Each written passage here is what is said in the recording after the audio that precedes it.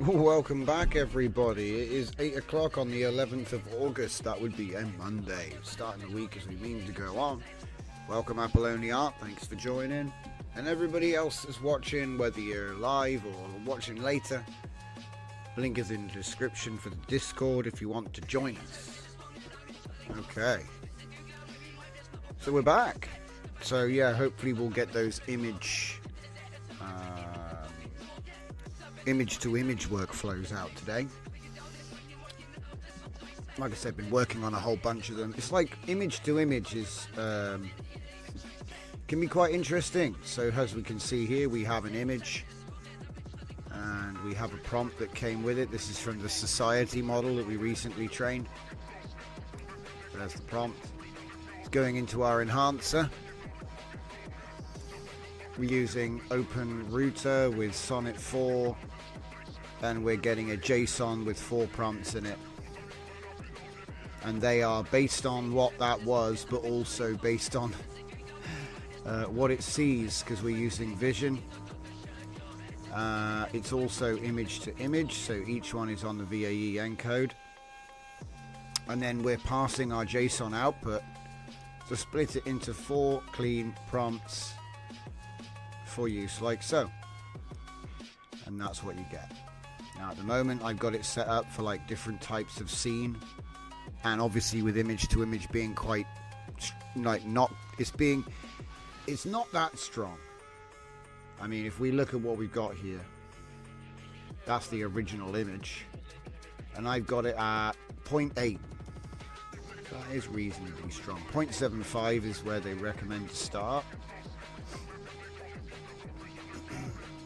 Go. Don't know where the plane came from, but it's put it into the Thora. We've got the Thora LoRa loaded. So we're making this Cyber Society image. We haven't got Cyber Society loaded, just Thora. And we get something like that. Now, this isn't like the hardcore version. I mean, I've got it quite loose. Oh, no, I don't. No, I don't. Somehow I must have changed it. I thought I had it on ENH Vision, not the LoRa, because the other ones are, that's LoRa aware. But hey, I guess it's LoRa aware then. So this would be, I think, the close-up. It's interesting that it's like completely lost the anime look.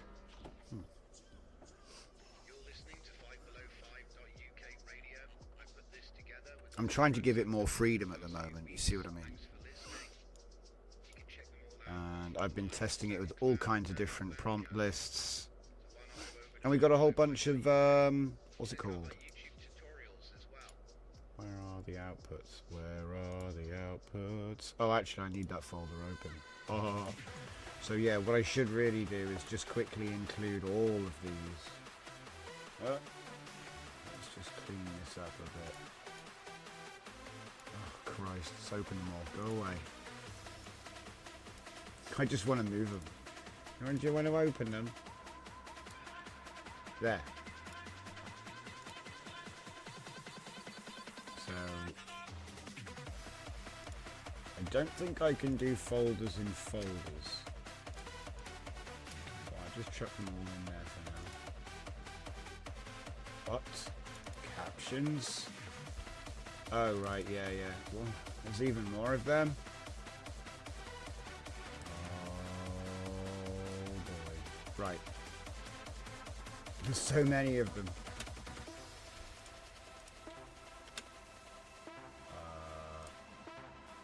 It's not telling me, is it? Not telling me. They're literally the same. Skip it.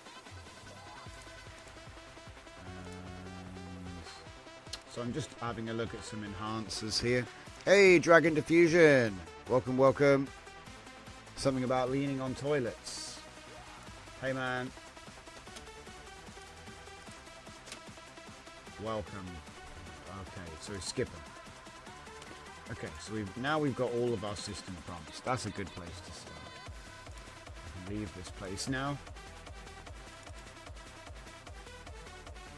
So we got to finish up our image-to-image job here. So what have we got? Oh, I forgot to press the magic button, guys. We're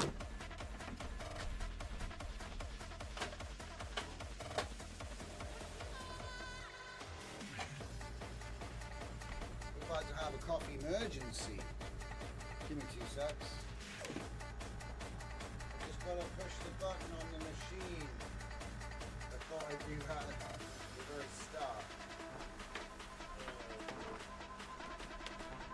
But yeah, we're going to put the image to image stuff, start advanced, and then I'll cut my stuff out, make them simpler, and we'll have a collection. Comes it out.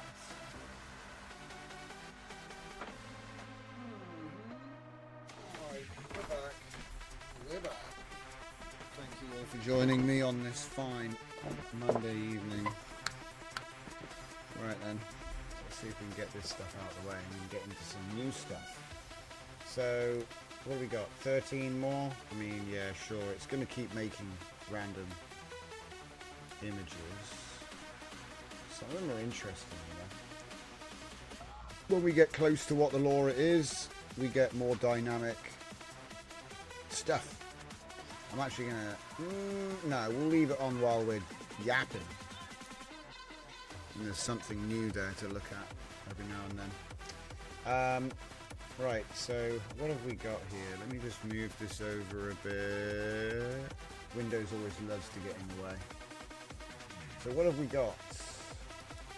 Rotation.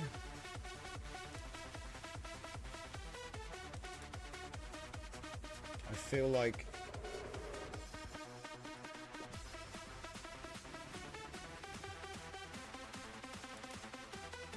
it's crazy how high res they actually are. Okay.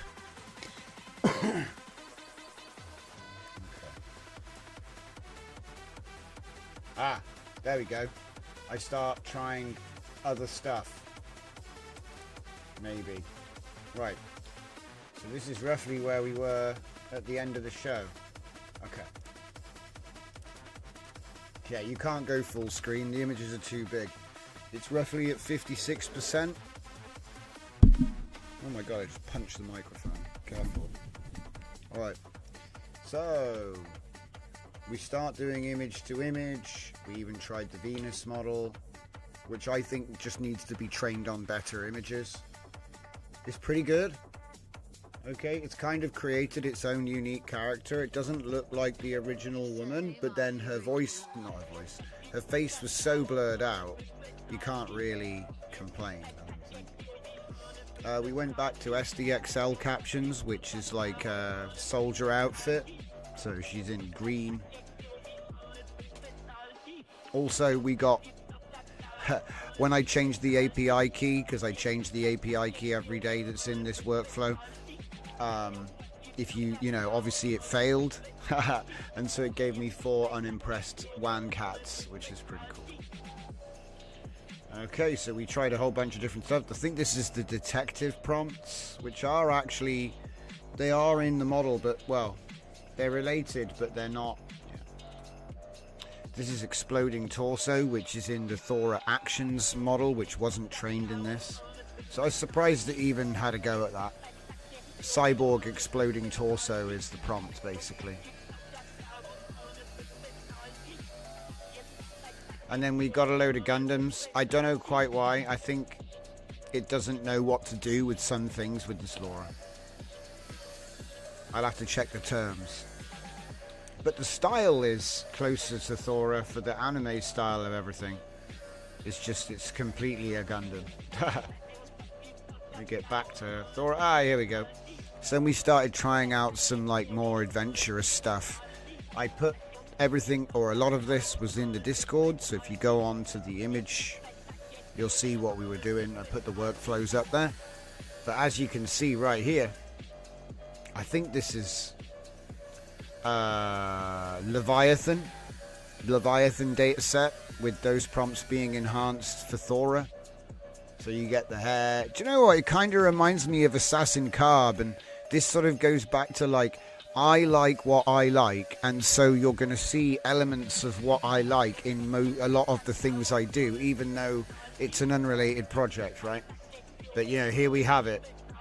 Skeletons and the crazy hair. Also fractal prompts, so obviously it can't really make Thora for this. But it did some cool stuff. I've been playing around with random prompts and random denoise amounts on these, so if they all look the same, obviously the denoise was lower, and if they all look different, the denoise was higher, because there are different prompts being used for each image. That's one thing that we are doing. It's a 4-shot LLM enhancer. Sometimes it might go a bit crazy, but you see how here, even with low denoise, it's remaking the image in high quality. So I think there's going to be some research done tonight with regard to restoration and upscaling. That's going to be on the list. Because as you can see, this is almost like a mid-journey sort of effect. We have an LLM which is making a batch of 4 prompts every time. And so they're all the same but different. Obviously we got some weird stuff going on in the top 2. But I think you can appreciate like the kind of variation is a lot like what you would think you'd get from a mid-journey grid. So this one is one of the ones that I think I put the workflow up for in full, so you can see like what the input image was that was used and all the prompts. Another exploding torso prompt. Sometimes it does kind of explode. More Thora in the city. A lot of these are just an empty background, so I've given it an empty background. Well, you know me, Dragon. I sit here and I've already built it, haven't I? I just need to delete this and change that. But maybe we'll have time to look at community workflows on a live show coming up. I'm always looking for other things to do. But you know, we've already done it. Really, I just haven't released the workflows. So, spy suit, dragon stuff. I think this is more Leviathan. Fractal. To be honest, Dragon, I want to use your nodes which save things together, the text file and the image together. That's what I need to get. We haven't even got that far, guys. Full Dive, how's it going? Yeah, I'm doing great today. Thank you very much. I'm going to show you something else I've been working on as well. It's not ready.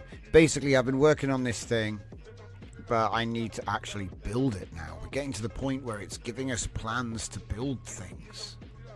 So, I'm going to have to get a 3D printer or something, I think. More detective prompts. More giant background prompts with a tiny person. Yeah. So that's all of those. So that means we're in here. 4-shot coffee time. Right, we can leave this on a thing. So here we're going to be looking at text quality and image to image. So we've given it an image with good text. And we've got a LoRa loaded. And we've got a prompt enhancer. So it's all nice. One of them is a close-up, so the chances are it's going to drop the sign for the close-up, which is fine. I'm okay with this. And the spelling's actually pretty good. I would say that the inputs aren't perfect. Some of them might be... some of them might have like an extra hand or a misspelt word. Also, sometimes the Epic composition version, it's actually coffee or a clock or something, but... Yeah, look, extra hands. But yeah, like you say, I would say that a high success rate for this task. And the epic composition was actually pretty good. Hang on, let's just go back because we're going to catch up. I want to see those again. Oh, look at that quality. Oh, the gun's a bit crap though. That's a good one. Right. So it's the text I want to look at. So you have to ignore that there's no sign in the bottom right because that's I kind of asked for that. The 4-shot gives me 4 prompts that are all the same. They're all generated at once. So they have good coherence. It's not 100% reliable. But it's pretty good. And so I'm not too fussed about that. And then also the top right is the epic shot. So we're just trying to change the pose and things just to make it look a little bit more interesting. Top left is a wide or establishing shot.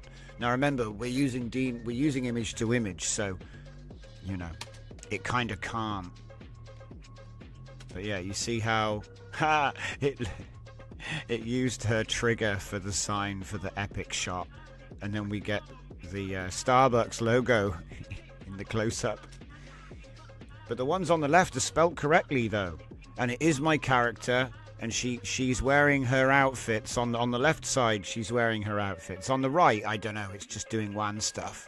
The one on the I think you get the idea. Like the more creative you let it be, the more variety it's going to introduce. So like here, it's the same character, but then when you look closely, it's actually not, and the outfits are quite different. But it's close enough. I think it's close enough. I think it's not going to be. Because this model wasn't trained for consistency, so the challenge is to actually get her to be consistent, and we're getting close. It's sort of like the bottom 2 look kind of similar and the top 2 look kind of similar, but the one in the top looks like a combination of all of them. It's like kind of, oh yeah, but like I said, the backgrounds nailed. The one in the top right is starting to lose the style a little bit, starting to turn into a bit of a sci-fi hospital, but the other 3 are on point. Because half the model with this is actually backgrounds.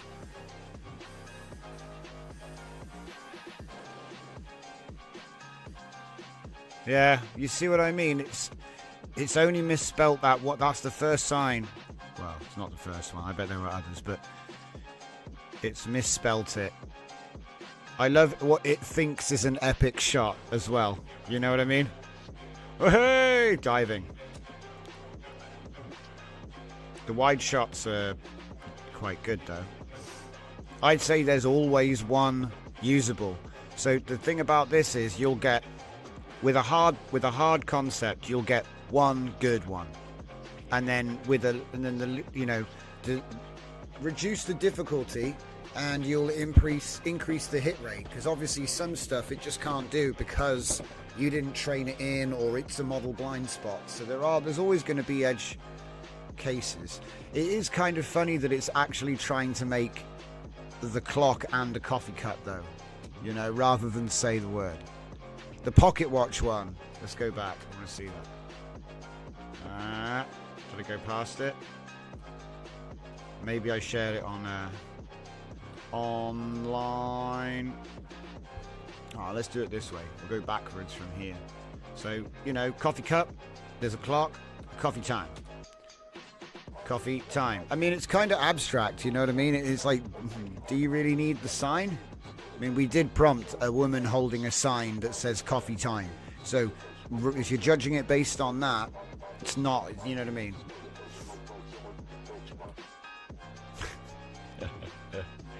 The massive pocket watch. Oh, right, yeah, we'll get there. Thora. See, that's a fail. That's a fail because it's not spelt right. That one's just a good image. That one's just a good image. I don't know what I call it. No, this is a close-up. The close-ups won't have the sign necessarily. And then there's always an epic shot, which also might not have it. So, but look at that background, though, okay? The background, it looks like crazy sci-fi anime with some kind of energy doorway. And the line work on this, my God, I can't zoom in on it. No hoodies in my model though, so that's the enhancer. What the heck? Are we going into like different places? Oh no, we're just going to get through the randomness. It's random. That's actually in the data set. Oh, it's a shame her scopes aren't on both guns. I'm being such a nitpicker. You got coffee time phone holder. Coffee. Coffee time. Some of these will be used. We'll use the best ones and we'll rotate them with image to video when we get there. So these just all go in the vault to see if we can animate them later. See, even look at that archway in the background. The door is it's all nice. Like, I love how you can teach it an architectural style of drawing and then it will just do that. It used to be very difficult to keep the character separate from the background, but it's fine. And this, she's got loads of different outfits. They're all crazy. So it's probably borrowing heavily from Gundam and the Neon Genesis and all these sorts of things. Coffee time Durando. What? What's that? Okay. Too many Fs. That's a good one. Oh, she's got too few fingers. Just coffee with... Ah, oh, misspelling. You see how it's the same character, though? I do like it. What? We're looking through alternates, aren't we? So it's going to... Ah, that's a little bit better. The guns match, do they? No, they do not match. The slide's wrong. Oh, well. Oh, well. Better luck next time. The sign seems to be in front of her hair, but it's behind the coffee cup. Other than that, pretty cool. Too many E's. Wrong trigger, wrong word on the sign. Extra fingers, that's kind of freaky. Another one that's good. So that was obviously a pair. And, you know, how hard would it be for you to put the correct logo on there? Not hard. Coffee time, that's another good one. I like the dynamic, you know, the dynamic shot where it's like not just standing there, it's something's, you know. That's a good one. It's pretty cool with the coffee cup and the sign. Too many E's, otherwise pretty good. I don't even know, lost the plot, mate. Lost the plot. I mean, I guess it still kind of looks like her, but it's a bit weird. Fingernails on gloves seems to be the shortcoming of the hands in WAN. You get fingernails on gloves, which is a bit weird.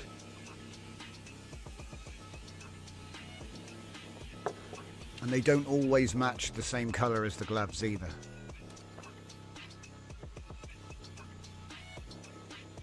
Oh, wow, look at those. Wow, look at those. Wow, what is that? What is that? Whoa, hang on.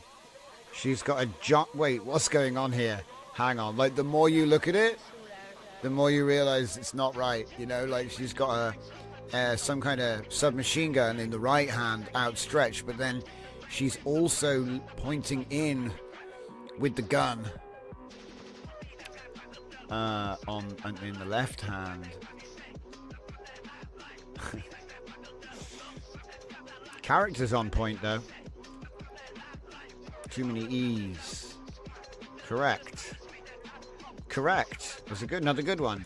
You see, so it's like we've done this run, and the aim was to get as many of those as image inputs for image to video later, right? That's what the whole point of this is, you know what I mean?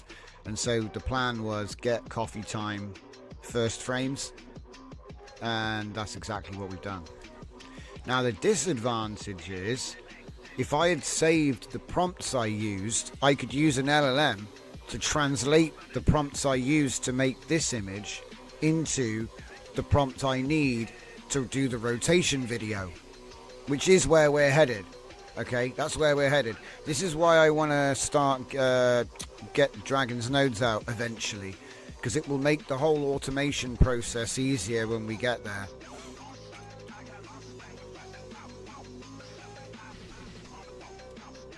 Okay. All right. How is it doing then? It's at 8. Ah, so image input.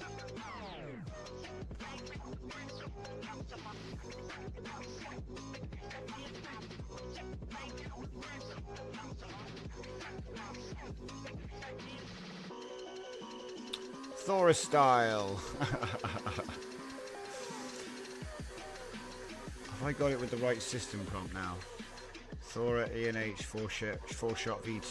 The V2 is changing the trigger, so no matter what, I was finding sometimes you'd give it a prompt which has a trigger in it already, and so the early version, the not V2, it keeps the original trigger, but V2 changes it, and it's kind of like a stylistic thing. Like if I put this to Vision 4-shot, it won't change the trigger, so it's like a different behavior you can have as well.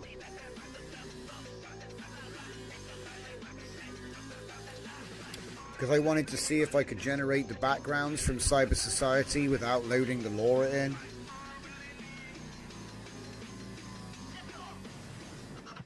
Because we were able to put Sharona in Cyber Society, so I wondered if it might be possible to do that. But anyway, so let's get these sorted out, shall we? Do I have?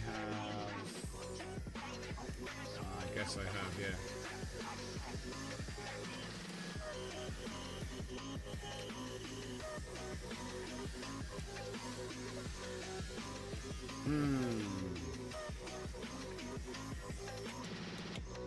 Let's put it there.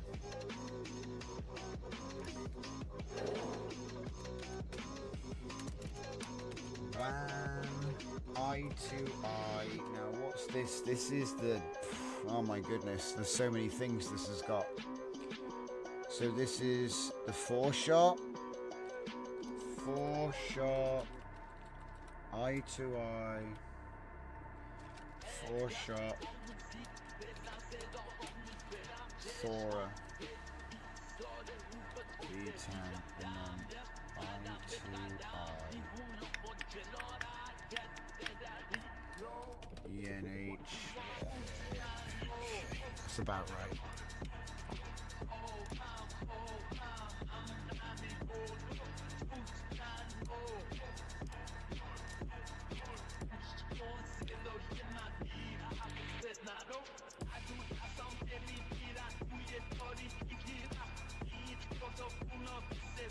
Whoa.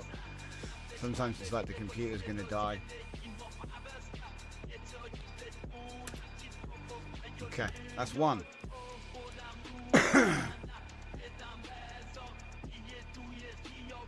It's doing the thing. It's using the Cyber Society prompt for the what it's doing, but then it's trying to align it with the LoRa. Obviously, it can't really do much with that, but it's, you know. Zanelli Designs says, do you know if the Chroma Awards are a real thing? I haven't heard of it, but I got an email inviting me to enter because I was part of the last Project Odyssey. Well, if it's from a trusted email address, you can only assume it's legit, but, you know, standard email advice applies. But if it came from the same account that invited you to Odyssey, maybe it's just the name of their new thing. I mean, to be honest, every day is Odyssey now. I don't know if you guys get that feeling, like with all of the new models and the new quality and everything. Feels a little bit. But we're going to do some bad animation in a bit if I get there. I've been trying to get there for like days. Ooh, that's a good one. That's kind of cool. That's kind of cool. I think we should add the Cyber Society LoRa in here, don't you think? And make like a custom ENH. But look, see, I just want to keep doing stuff. I just want to keep on making more prompt enhancers and then add more LoRa stacks and like get it to do all the heavy lifting for me, because it's just coming out like every time this model. But anyway, we've got quite a robust image to image workflow here. The only thing I haven't done is the tiled input. Because let's be honest, it can take a freaking 1536 by 15, you know, it can take 1080p native, so I don't even need to But maybe you want to put a 4K image in it. Maybe we'll look at that later. So obviously the first thing is I use image prompt loader. So I've got lots and lots of data sets which are already pre-tagged image and prompts. I put that into my prompt enhancer system prompt, which I also have many of, and then I use OpenRouter Sonnet 4. But you can use Ollama with Quen 2.5VL if you want to run it all locally and you don't want to pay. I would say that prompt generation is one of the cheaper tasks though. You know, you're not writing a book, are you? Look, see, we make all these in one prompt, which helps them to be a bit more consistent. Because obviously, if you ask an LLM 4 different chats describe this image, it might describe things differently. But if you do it off of one, you have a much higher chance of them like being consistent with each other while also being different. So that means you can automate the whole variation process. And then what I do is I ground it within the model. Or I try to. Half the model is backgrounds, half the model is the character. It's like a little experiment we did with this one. I think that's why the backgrounds are still quite good. If I showed you the original image, this is what we trained it on, guys. Can you imagine what your model will look like if you actually train it on good input? Look at how bad. This is part of what I do. I test to see how good it can learn, because it doesn't learn the whole image, does it? It just learns a little bit of the image, right? So here's the irony. What did it learn from this?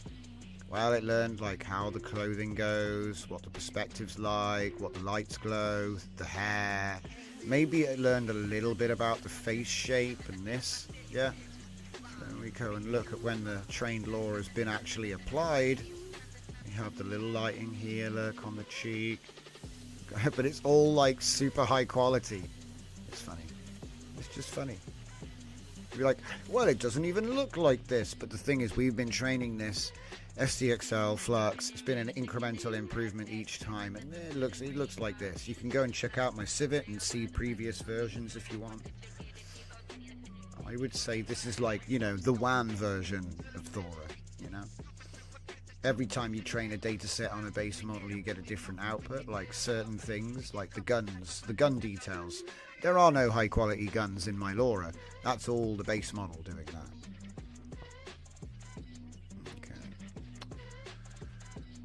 Did it even follow the image? No, but close up, sneaking or stealth, wide shot or establishing shot, action shot. That's what these 4 images are, or that's what they're supposed to be. So you can explore the character a little bit in each prompt that you do. That was the idea. Kind of like a virtual camera. That's the idea. Obviously, it's only as consistent as the LoRa that you're using. So at the moment, we're using Thora. Thora's got like really high detailed environments and stuff, and loads of like poses and different actions. She's got loads of like, but not consistent. The outfits are different in every image. Do you know what I mean? She's got a couple of outfits which are like common, like, but they're not really curated for consistency at all. Because back then you couldn't even do that. Couldn't even do that. The model can't do it, so we didn't even try. So we're going to be using this image next, which is going to be a bit freaky. God knows what it'll do with that. But yeah, I hope I've explained the basic rundown here. It's image to image times 4, powered by one enhancer with a JSON output and a splitter node. So anybody can make a JSON splitter node. Obviously I've made one and released one, but it only really works with my, you know, this format I'm using, which is JSON, prompt 1, prompt 2, prompt. It's just a JSON, but it's kind of arbitrary, you know what I mean? You can make up whatever you want, really. And then we've done a loader system here. So there's a folder. If you put your prompts as MD files in this folder, it will load them in. So then you don't have to be copying and pasting all the time. And if you have one that you like, you can save it to use later. And like I said, I mean, if I push R now, it's going to show you all the ones that I've added. I've got 4 now. Let's see how many I have, really. Because what I did was I made something called a LoRa Aware Prompt Enhancer. I just call it the ENH, which is the Enhanced Natural Helper. So the idea is you take the template with there, you can have one for vision, one without, because I know not all LLMs have vision. And they're built for a model. So there's like a WAN template, right? You take that and then you give it the full caption list for the LoRa you want to use. If you didn't make it yourself, yeah, if you didn't make the LoRa yourself and you're using someone else's LoRa, you just give it your best prompts for, you know what I mean? Whatever the best prompts are, you give it those. And you say, anyway, and then you create a custom enhancer, which is like trying to turn anything you type into stuff like that, right? Like a prompt enhancer, as I say, but it's LoRa aware, so you make them for each of your LoRas. That's what I've been doing anyway. I'm going to release my own, you know, I'm not going to, I just want to explain how to do it as well. And like I say, you can use this for variety, you can use this to change the scene, so like say I want to create my character in 4 different locations at once, I could set up my enhancer to do that, then ground it within the thing. The instructions in the system prompt are pretty straightforward as well. If I just go and check out T2, oh wait, no, i2i base, which is what we're looking at today. So, photo of a woman in a red dress, make her hair blonde, because this is vision enabled, so it can look at the image and create the caption, take your request into account. And I think for this one, this one isn't a 4-shot, it's just a simple output, you know, 1 in, 1 out. So they're not all super complicated and crazy. It's just something I'm trying to do now, is the 4-shot outputs. Why are they not even in here?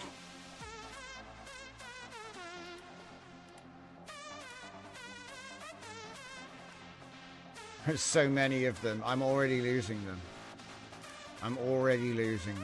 Okay. That's why I wanted to make a system. So I was like, we're making all these cool tools, and it's like there's no centralized way to, you know, like a system prompt. What's a system prompt? You're just going to copy it into a notepad and keep the tab open, save the file, put it in documents. I don't know. I think there needs to be something a bit more, you know.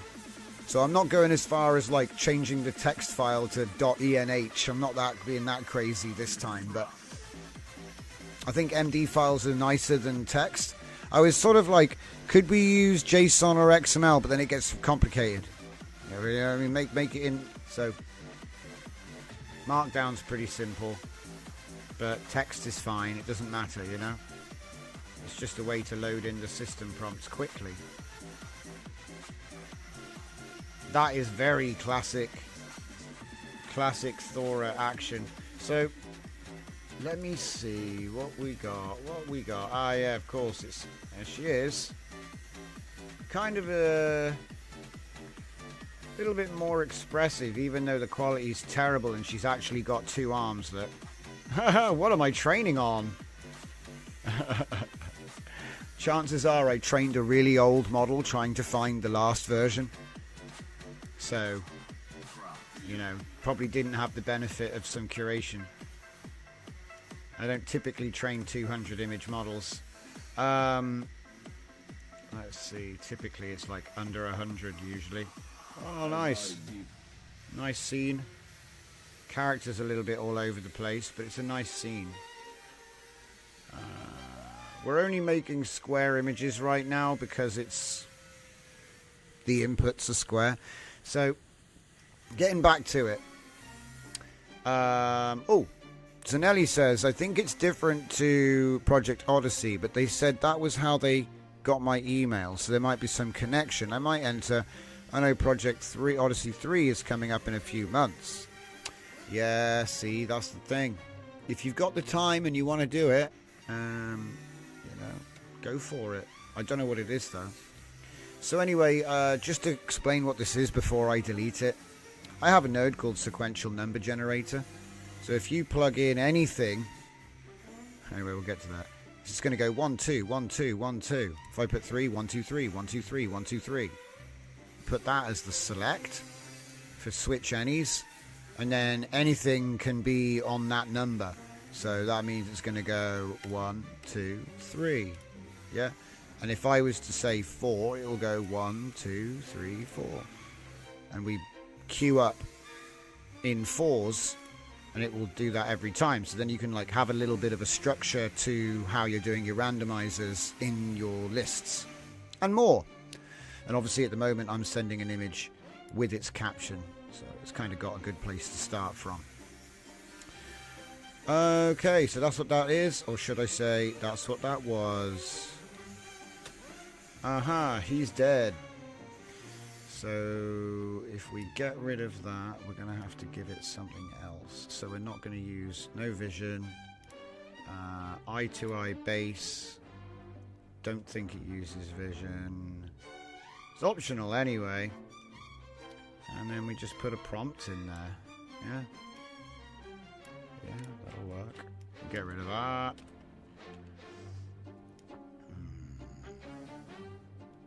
And that's actually... Ah, wait a minute. We want to get the 4-shot.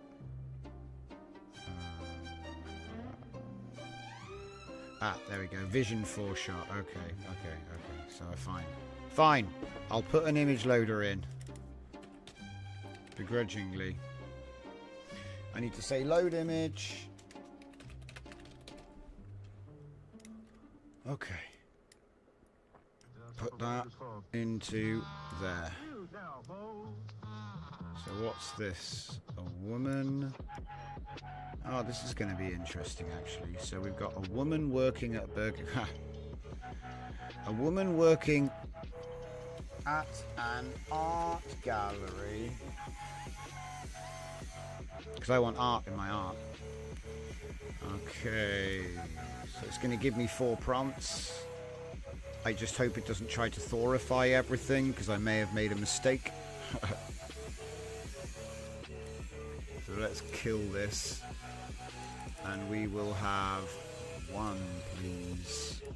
Oh, everything died. Okay. I probably shouldn't have deleted it. I probably should have done the old shift transfer trick. Yeah. So this is obviously image to image as well. So let's get a proper image here. Or something. Just something. We'll get a copy. A woman holding a sign. Woman holding a sign. Reading. No, reading.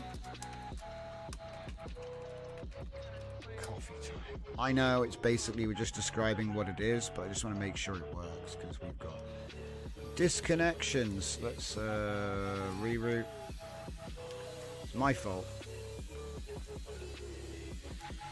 Oh, could we use time travel?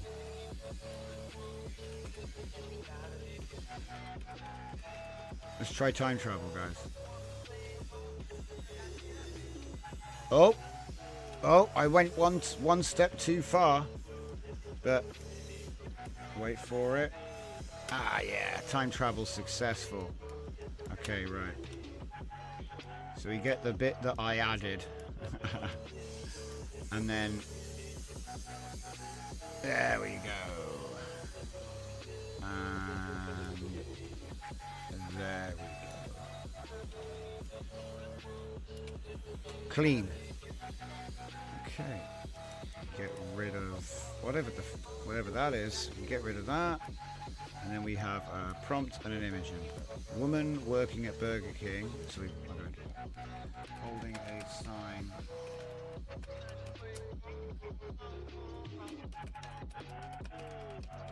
Coffee time.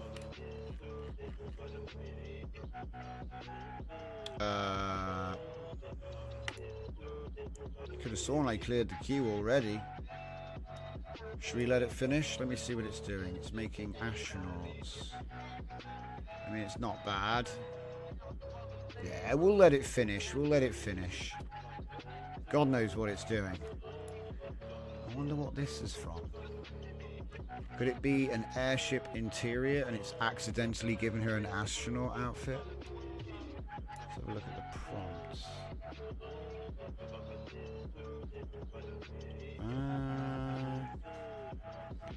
Doesn't say anything about an astronaut. Does it say anything about an astronaut outfit?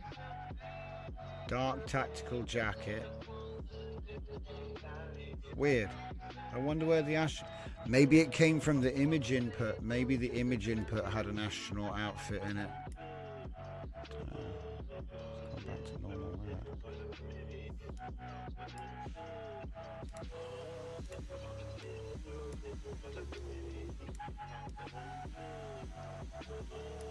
It's not bad.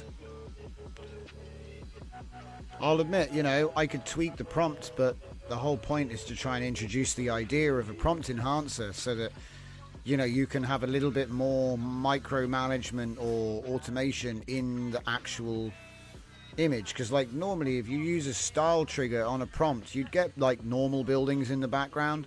They wouldn't actually be styled by the thing. So with this, look, everything is styled in the same drawing style.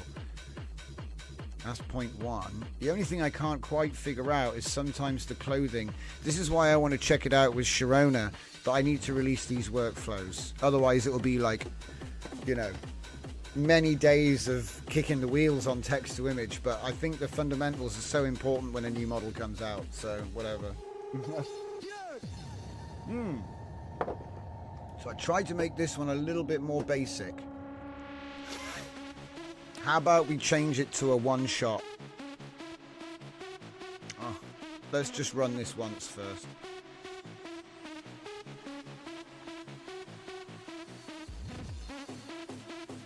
This is basically the same thing as before, just without the distributor. Yeah, and also, like I said, I've given you OLAMA and OpenRouter, so whether you want to pay or whether you want to run a local LLM, it's up to you. It makes no difference. It's the exact same setup.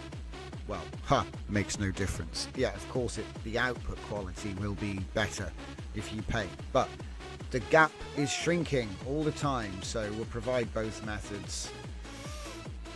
And obviously you only need my splitter if you're using my 4-shot system, which is what I'm showing off here. Otherwise you just hook up the same prompt to every single one, you know. Because before what I was doing is I was putting a different enhancer in every single one, and that was okay for variety. It did a great job, but it had inconsistencies, you know, like sometimes it would change something fundamental about the prompt because they're not really aware of each other, you know. So that's why I came up with this sort of JSON 4-shot. But you know, a JSON could have 10 in it. It's completely arbitrary how many, you know. I just wanted to demonstrate the idea and then give out the code so you can fork it, do whatever you want with it. Coffee time. Okay, so that actually worked quite well. So what was the input image? The input image was this. That was the input image. Okay. I'm at 0.8 denoise.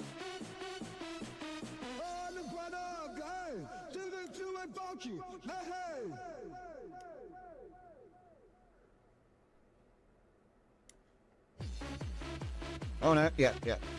I'm at 0.8. I decided to put it up by like 5. We were running at 0.75 at first.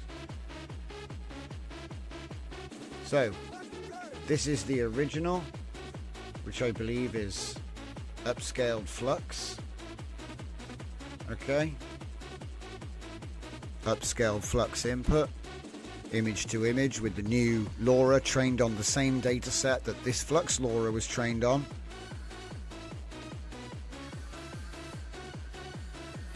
Way more detailed, guys. Better eyes, better face, better hair, better lines, better sharpness. The background's better. It's not perfect. There's still room for improvement, okay? Like you can see if you want to nitpick, you know, there are things there. But I mean, they're both good as well. This is something else, you know. It's such a, what's it called? Because you could pick at this. It turns into spot the difference masterclass, you know. So bear in mind, look, the input wasn't spelt right either. You know what I mean? And WAN did screw up the hands in that one. Let's see how it did in the next one. Oh, okay. Coffee time. Get them a bit closer together. But look, if I just zoom in here, look, just look. Which one is Flux? Which one is WAN? Which one? Can you tell? You should be able to tell. One of them is more blurry because it had to be upscaled. It's not really about... Yeah.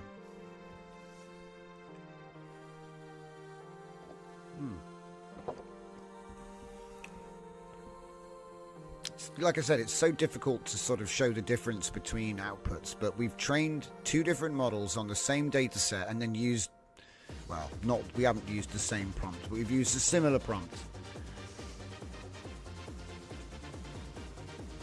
I think the hair, like she does normally have that haircut, like that kind of parting, and it's turned it into more of a, but to be honest, oh gosh.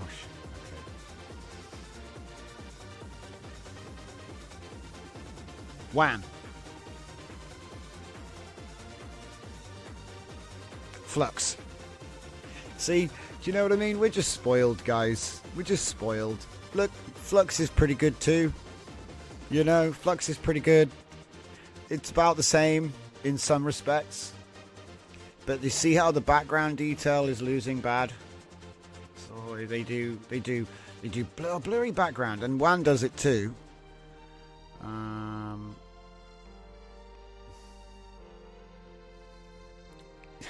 WAN can spell better though, but look, oh dear, we got something going on with the fingers. The fingers. Oh wow, it's even got the same guy in the background. Look, we got the Flux guy, and it's the same WAN guy, but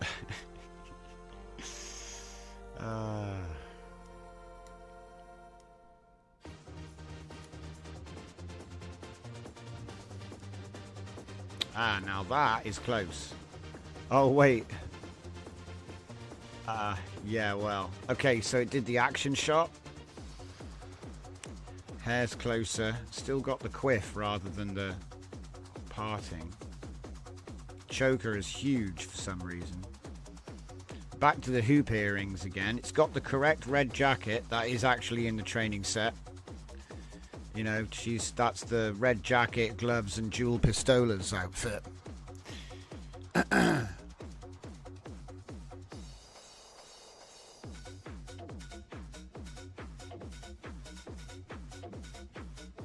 It's not bad. There's a couple of lines in the wrong place, I'm noticing. But I'm being really picky, like the earring is mutated from the hair crossing over. You know, like we're really picking here.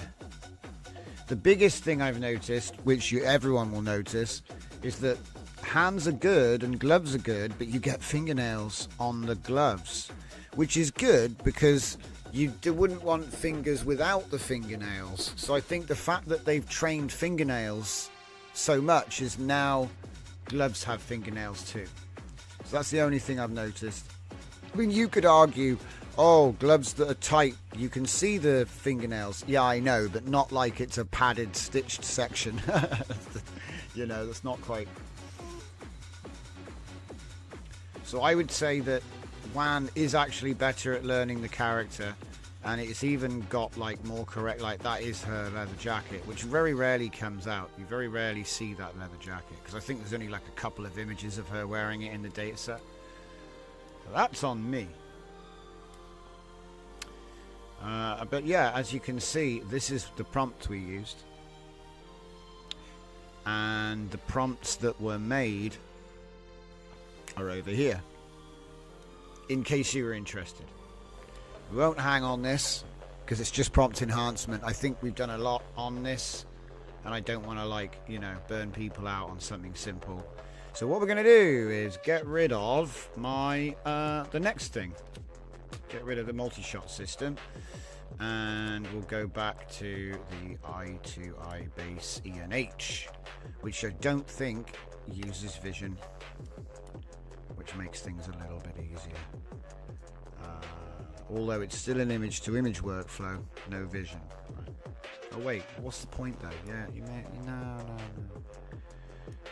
Well, if you have vision, use it. Like if we're doing image-to-image, I can't see the harm in that actually. Let me just double check this is actually. I wouldn't be surprised if it's not actually vision enabled. Let me have a look. Oh no, yeah, vision enabled. Okay, cool. Alright. So how about we say scuffed? Alright. But I'm going to change some things. So we are going to put Sharona in. We'll do 1428. Do you know what? While I'm setting everything up, I should be using this one. So anyway, we're going to change all of these things. Just got to change a few things here and a few things there, guys. It won't take long. Alright, so let me just see if I can get all of this right here. And so where are we going to get the prompts from? Well, they're all going to come from here. So just hook them all up. Now, this one isn't LoRa aware yet. I do have LoRa aware ones for Sharona, but I think they're all text to image. So we've got coffee, we've got woman working, holding a sign, scuffed.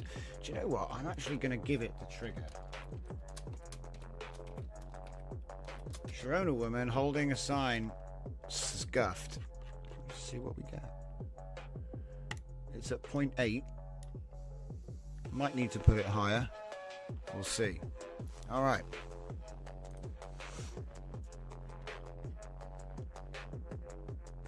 I mean, look at that. So, obviously, I didn't give it enough denoise to be able to follow the prompt for the bottom right. I think that one's a close-up. So obviously, it wasn't allowed. It wasn't allowed to do that. So we. The epic establishing looks good. The wide shot. I mean, if it did change anything, I think it did actually change the FOV.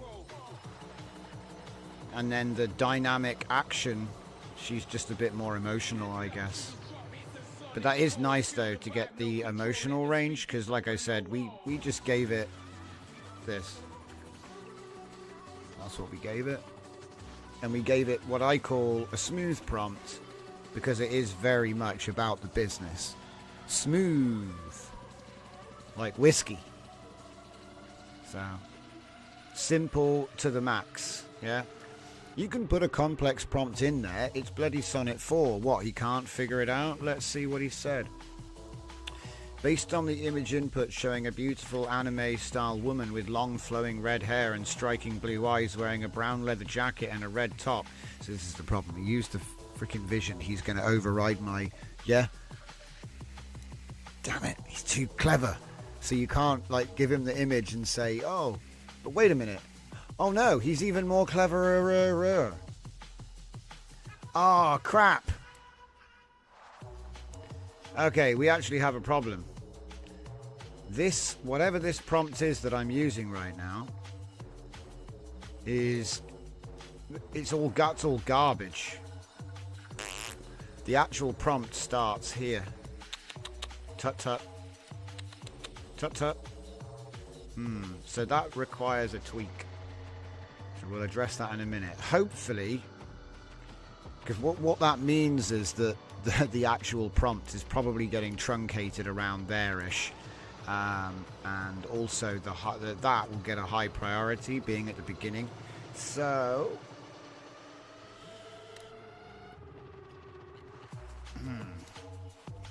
but it's doing it though, so who cares? Good times. Right, so what I reckon then is because it's going to be the same prompt for each, we need to do something with these, right? So what I reckon is we use just denoise, because it's a simple thing. Everyone knows what denoise is. So at the moment, I've got them all hooked up to a primitive, so we'll take that off. And I think what we'll do, because we know 0.5 is going to follow the original image. So I think what we'll do is we'll do 0.6, 0.7, 0.8, 0.9. Oh, and it's going to flip them over. So that means I'm going to do 0.8, 0.9 on the top.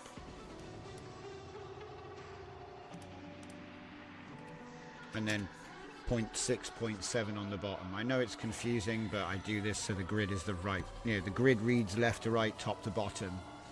You know, obviously you do it the other way around.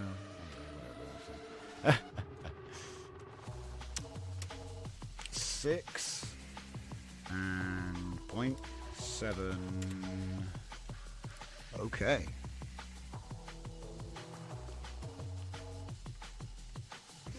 For the record, it will have come out like Mid-Journey, like make it realistic. Because remember, we're not using my Thora aligned model anymore. Do you know what I mean? We're not using that.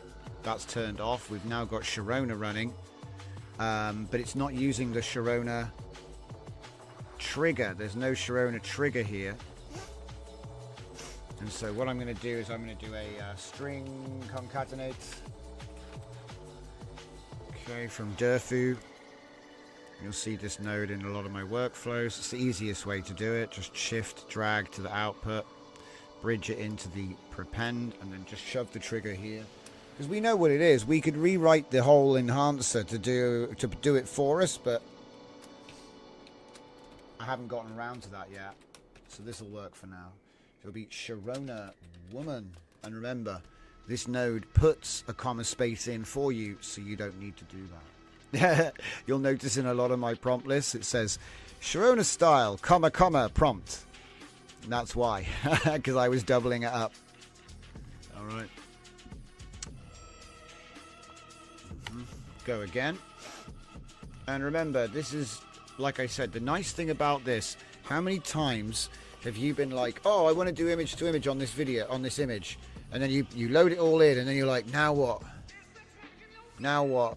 Now what? Like, I know what I want to do, but everybody knows there's a finesse with every model where it wants to be spoken to in a specific way. So this is what the enhancer does. It's like a universal translator that turns what you want the prompt to be into what it expects it to be to get close to that. Well, that's the idea anyway. And you can make your own. You can tune and tweak them, add in special rules. And like I said, when you hook this up to something like Sonnet 4 or, you know, another powerful LLM, it takes all of the cognitive load away, and you can start being a bit more creative with it rather than constantly thinking about, 50 millimeter wide shot, panoramic view, or something. You know, it gets a bit exhaustive after 3 years of typing all that out. And honestly, this is serviceable, extendable, customizable. Aha! Fudakar, welcome to the show. Battle Cruiser operational. Do you know what? It's actually that time, guys. It's that time. All this talk of coffee has got me thirsty. And with that, it's coffee time. See, we're going to be making this again. We made this ages ago. We're going to make it again. And we made it with open source. That's the goal. I could have made it with VO months ago. But we're going to do it with open source.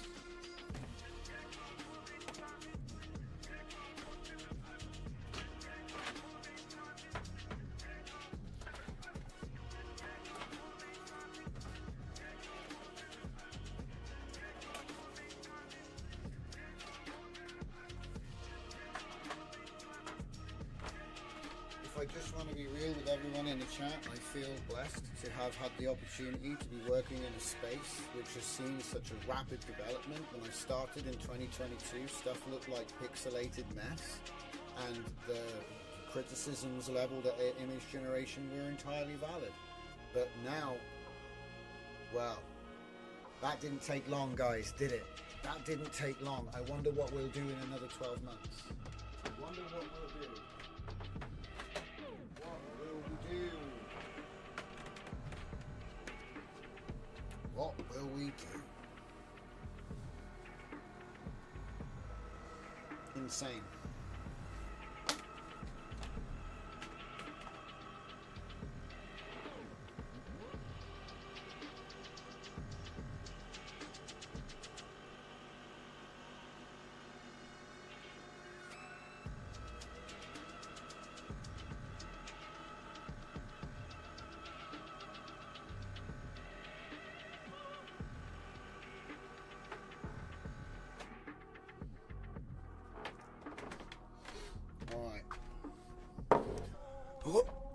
It's time for the sidebar. Alright everyone, I hope you got yourself another drink and you're all freshened up. So, let's have a little talk. Do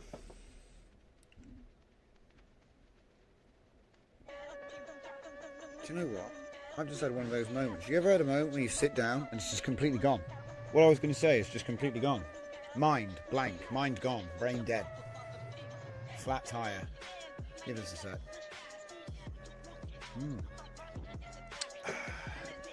But it had to happen eventually. What are we on? Episode 215? That's the first time that's happened live. It happens to me all the time. We've talked about where ideas come from before. And I think they're like fragments of memories that kind of fall back inward with no picture or sound or smell or taste. And sometimes they're triggered by that because they're like a fracture of a like dust in a room, you know. But anyway, I've got a couple of things I want to do. So the first thing is, let's get this show back on the road. Blankness is dementia coming, he says. No, I don't think it's dementia, mate. Although, wouldn't that be nice? Just to forget everything? The Taoists say that's how you achieve Zen. I'm not sure if it's quite the same thing as dementia. Hey, you got to give it a name, right? Okay, here we go. So we need to save this, right? So what am I doing? I'm doing image to image. I think I'm doing image to image. Yeah, so the image is coming through. Yeah, image to image. Different denoises. Different denoises, guys. Well, that's interesting. Have I forgotten to change the LoRa or something? Is that running Thora? Right, so we've got Sharona V4. Sharona, it was running the old LoRa? Did I not change the LoRa yet? What have I done here? Is it like halfway through? Oh, it's halfway through, guys. No, it's not. What's going on? I'm losing my mind. Zen is a vegetative state. Might give that a miss. Well, I do think sometimes you've got to concentrate. Oh yeah, now I remember what I was thinking about. That's so funny.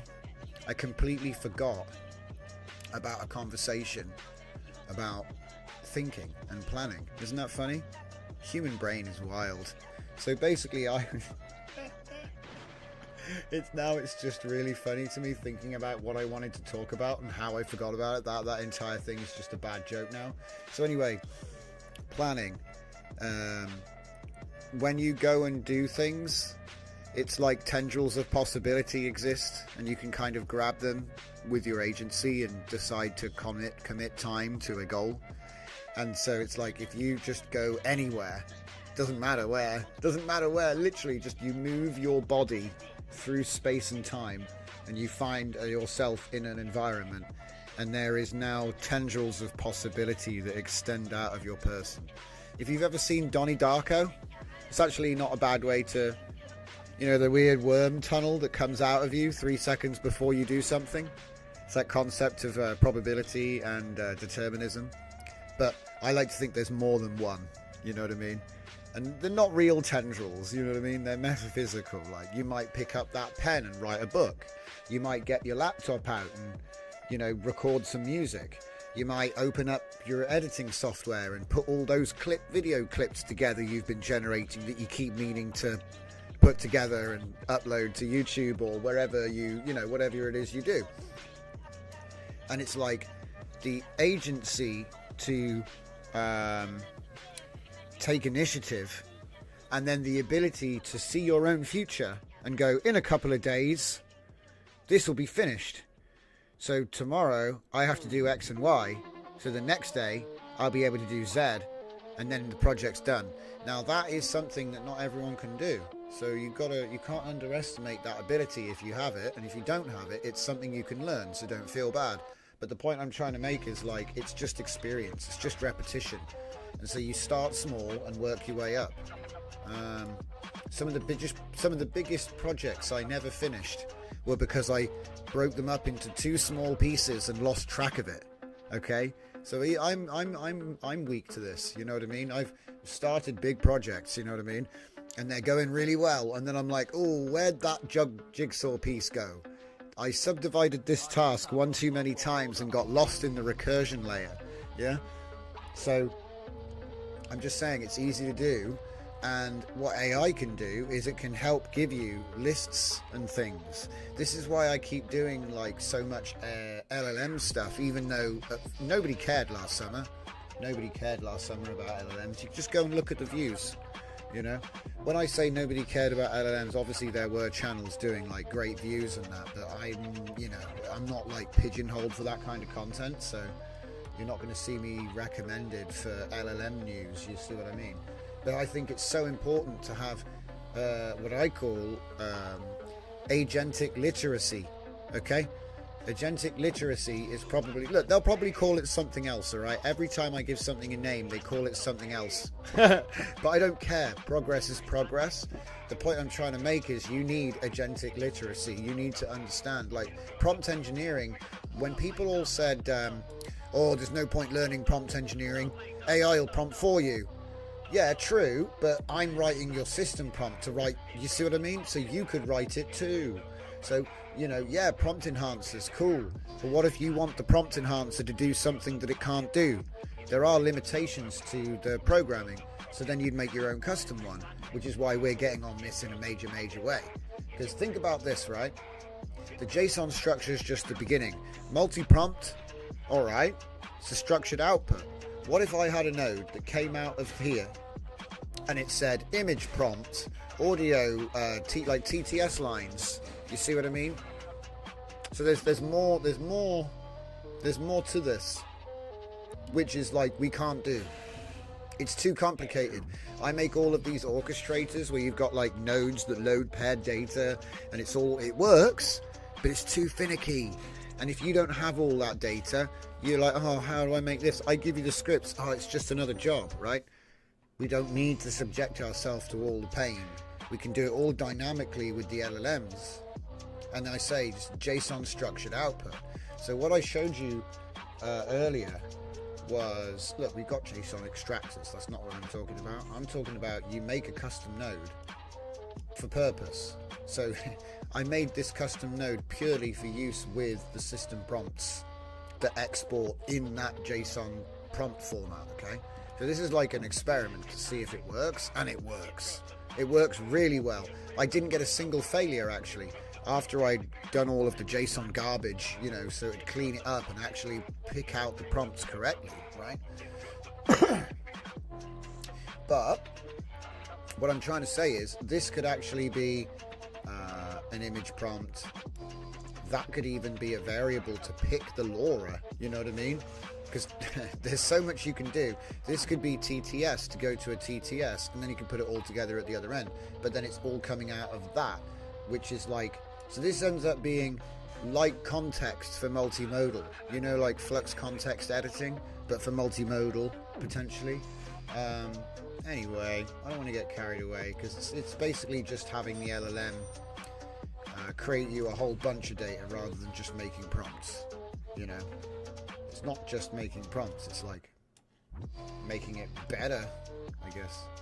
Can we do something a little bit more like, no, let's not get crazy. I need to actually focus.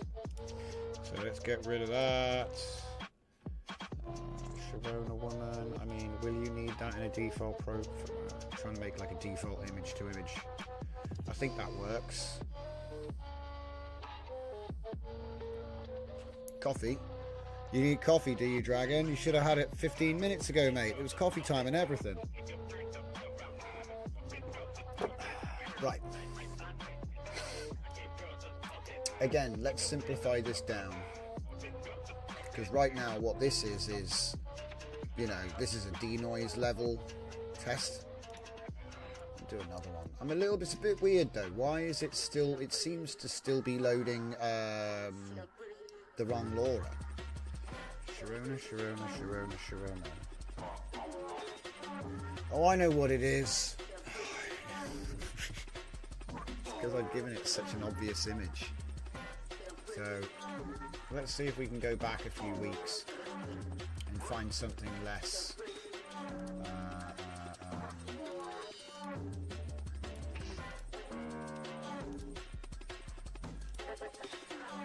Can't I? Human? They're all robots.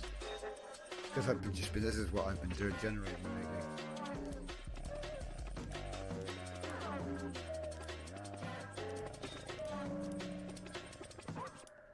Man. Ah, we have some Sharonas. Oh my goodness, now that's a good one. Let's load that one up. Okay. And it's going to be... Oh shit, I was saying Sharona woman in there. See, I get my Sharonas and my Thoras mixed up, guys. Luckily, it didn't actually include it in here. Luckily, it was bad. Interesting. It's just doing the same thing. Stop it. Next. Okay. So this isn't what I expected it to do at all.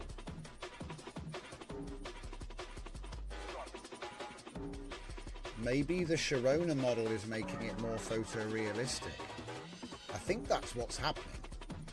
Because we start with an anime image of girl holding coffee sign, and then we scale up the denoise, and you can clearly see it's, you know, it's doing anime. I mean, that's actually kind of realistic as well, but it's slowly making it more realistic.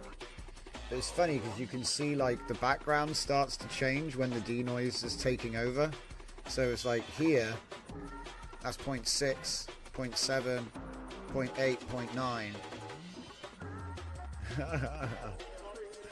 By 0.9 it's not there's no anime.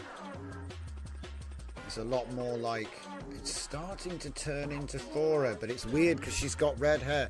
See, the funny thing is, guys, the only difference between the two characters, like they do have different face shapes, alright, but the only difference in my mind is Sharona has white hair, Thora has red hair. That's pretty much it. Thora was trained on anime.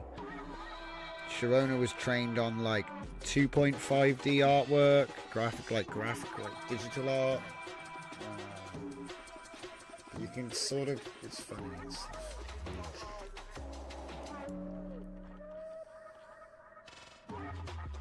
That's not her face. So weird. It's close though. It's close. See, the funny thing about Sharona is her outfit is consistent, but the face was done with like real ESRGAN and face swapping. So, you know, in order to make it consistent in the training data, and now you can really see it. It's a little bit like when they brought out HD and you can suddenly see all the black tape on the Starship Enterprise, you know, on all of their panels to stop the lights from reflecting. It's a little bit like that. You're like, oh no, I can see under the curtain. It's a bit like the one we trained yesterday. We did the Venus woman, which was photorealistic, consistent, but low quality. So that meant that when you train it and run the images, they're all blurry. So it looks good and it is consistent. And sometimes with close-ups, you even get good skin and stuff. But generally, on the whole, it learned the blurry face. So these are all lessons learned, you know, hard learned, right? But you can benefit from them. You know, most of it is just data set curation. So like, you know, what to not bother training and stuff. So this is the correct outfit. We have the scuffed sign. Okay, this is also, well, she should have the orange furs on her legs, and she should have the orange pants, but this one always screws that one up. I don't know why. Scuffed. She's not holding the sign in a couple of these. Yeah, not holding the sign. That's okay though. There wasn't really a sign in the first place. Oh, I know what to do. Oh, wait. Before we get carried away here, let's save this and actually give a workflow out. That'd be nice, wouldn't it? So we're still making 4 images in a grid. But I think people know how to delete stuff if they don't want the extras. I'll put grid in the name, I guess. ENH grid.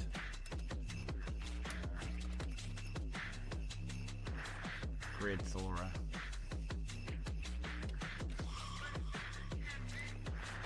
Save as. Export. Right click, image, export, ping. Get that. Oh. I think we'll make. Oh, we'll see about it. Musical time tonight, maybe. So yeah, that's 2. So let's just figure the rest of this out because we need to speed things up a little bit here. So what I was going to do is put image prompt back in and put coffee time on there so it had the correct prompt and thing to put in to the correct enhancer. So let me just see what we got here. Do I actually have a Sharona image to image? I have image to image society. I have image to image Sharona society. Ooh. Oh yeah, let's do that. So we've saved it. So like I said, my image prompt loader is made for you to just throw your data sets into folders and then you can just randomly load any image with that prompt. It makes it a lot easier to experiment with randomization automation. So as you can see here, we have Zenkai image prompt v1. I'm going to pick coffee time, which is one of the many data sets we have here. So yeah, I'm going to put the image into image. And oh wait, yeah, I can just put it there actually. Much easier. Put the image in and then the prompt. Also, that's all we had to do.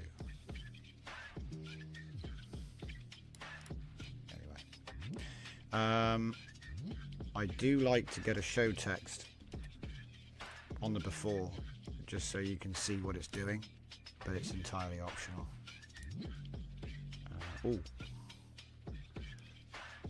That's plugging into Olama. So again, if you don't want to use the open router where you put your key in this here, if you don't want to use that, obviously, and if you want to type your own, you can type your own system prompts in as well. I just think this is quicker because, like I said, look, I've got a growing list of system prompts, and these are just enhancers for 1, 2, 3, 4 models. So I'm probably going to make like a V2 that has folder support, so it's not just like a stupidly long list and then you can kind of subdivide it. But I know from experience that you're going to need another way, because this is the problem, it gets out of hand, you know. Some of the prompt lists are like thousands and thousands of lines, you know, and that's one of 1,000 files. It's like you can get out of hand pretty quickly, this stuff, which is why I'm liking the idea of getting the LLM to do the right thing. Fernicar says LLM will do all the openings from the playbook. Yes, but at some point you have to step in. Human in loop plays outside of the book. Yes, and to be honest, there's nothing to stop you from loading a good image and then editing it, doing prompt engineering on an image that was good. Think about that. We got string painting, so you know what I mean. There's so much stuff that can possibly be done in that regard. Yeah. So yeah, good point, Fernie. Very good point. We are human in loop guys out here. So let me see if I just delete that, and I don't need to see that at the moment. I need to add more laws. So we're going to add in cyber society 9. Wait, is it 9:45? Yeah, I think it's 9:45. Move it up. Oh, this is going to be kind of annoying. What I'm going to do is just get a new one and swap it over. It's just finicky to do the drop down list stuff multiple times. Oh look, I'm still gonna have to do it. 0.75. Damn it. He even copied it and he still has to do it. Oh well.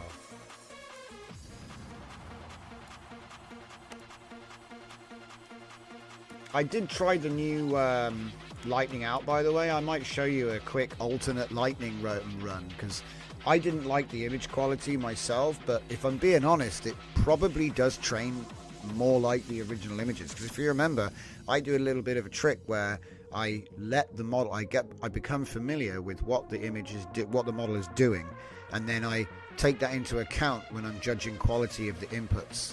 So that means basically you can actually get away with training crap. Like, you know, I've shown you before my Leviathan model, which was literally trained on swirls of blood and bone.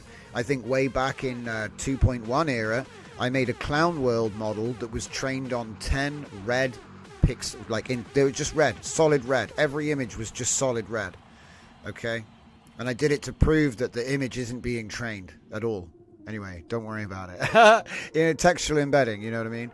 It was a funny old one. It was tokens. It was all tokens. Anyway, that's another story. But, yeah, my Clown World Laura was...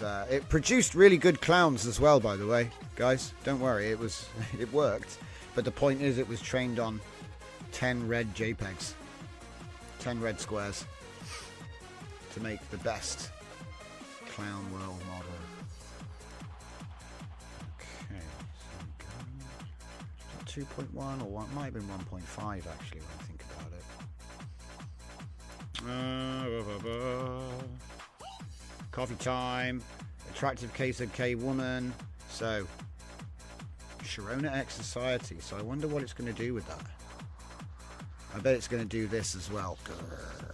Need to write oh no, it didn't do it. It's fine. Society style photorealistic red-haired woman maintaining her exact confident pose. That's a strange way to say it, right? Left hand positioned on hip and right arm relaxed at her side, standing in precisely the same spot within the future corridor's center foreground. Her vibrant red hair flowing in identical waves. Sonnet, are you okay? While her cosmic blue eyes retain their captivating gaze and cheeky expression. Oh my god, he's going for it. The original sleek black dress transformed into advanced cybernetic armor that follows the same fitted silhouette with metallic plated integrated power, maintaining the dress elegant lines. Bro. He's yapping. Does it make good image though? Oh, yeah.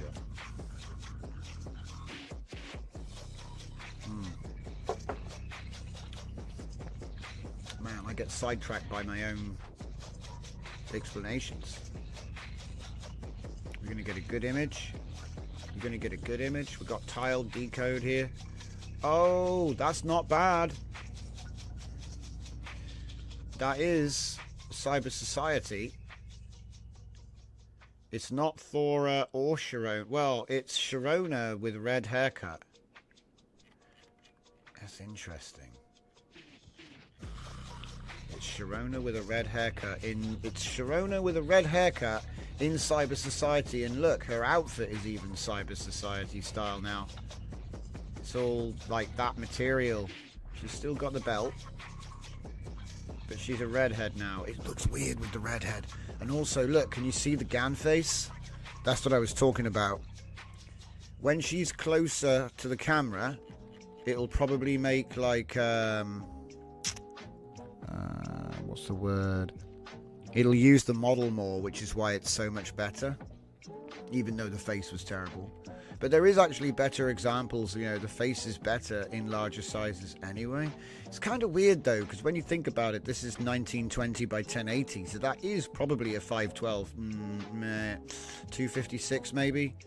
I think that might be what it is when the face gets smaller. Like when the face is considerably smaller than 512. Can I have a... What's that? One... Well, it's not... Well, you can't do that. It's not a one-to-one, is it? Okay, come on. Let's do this properly. Oi. Open it up.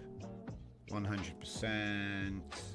Drag a box. What's it say? Yeah, it's about 250, 200. That's that box I'm drawing is 200 by 200, which means that the actual face... Oh, damn it. I need to leave it on 100. There we go. The actual face is like... It's like 90 by 90, guys. So how much detail... You know what I mean? Like, there's limitations of, expectation, right? It's difficult to get a face... it can be done, don't get me wrong. You know what I mean?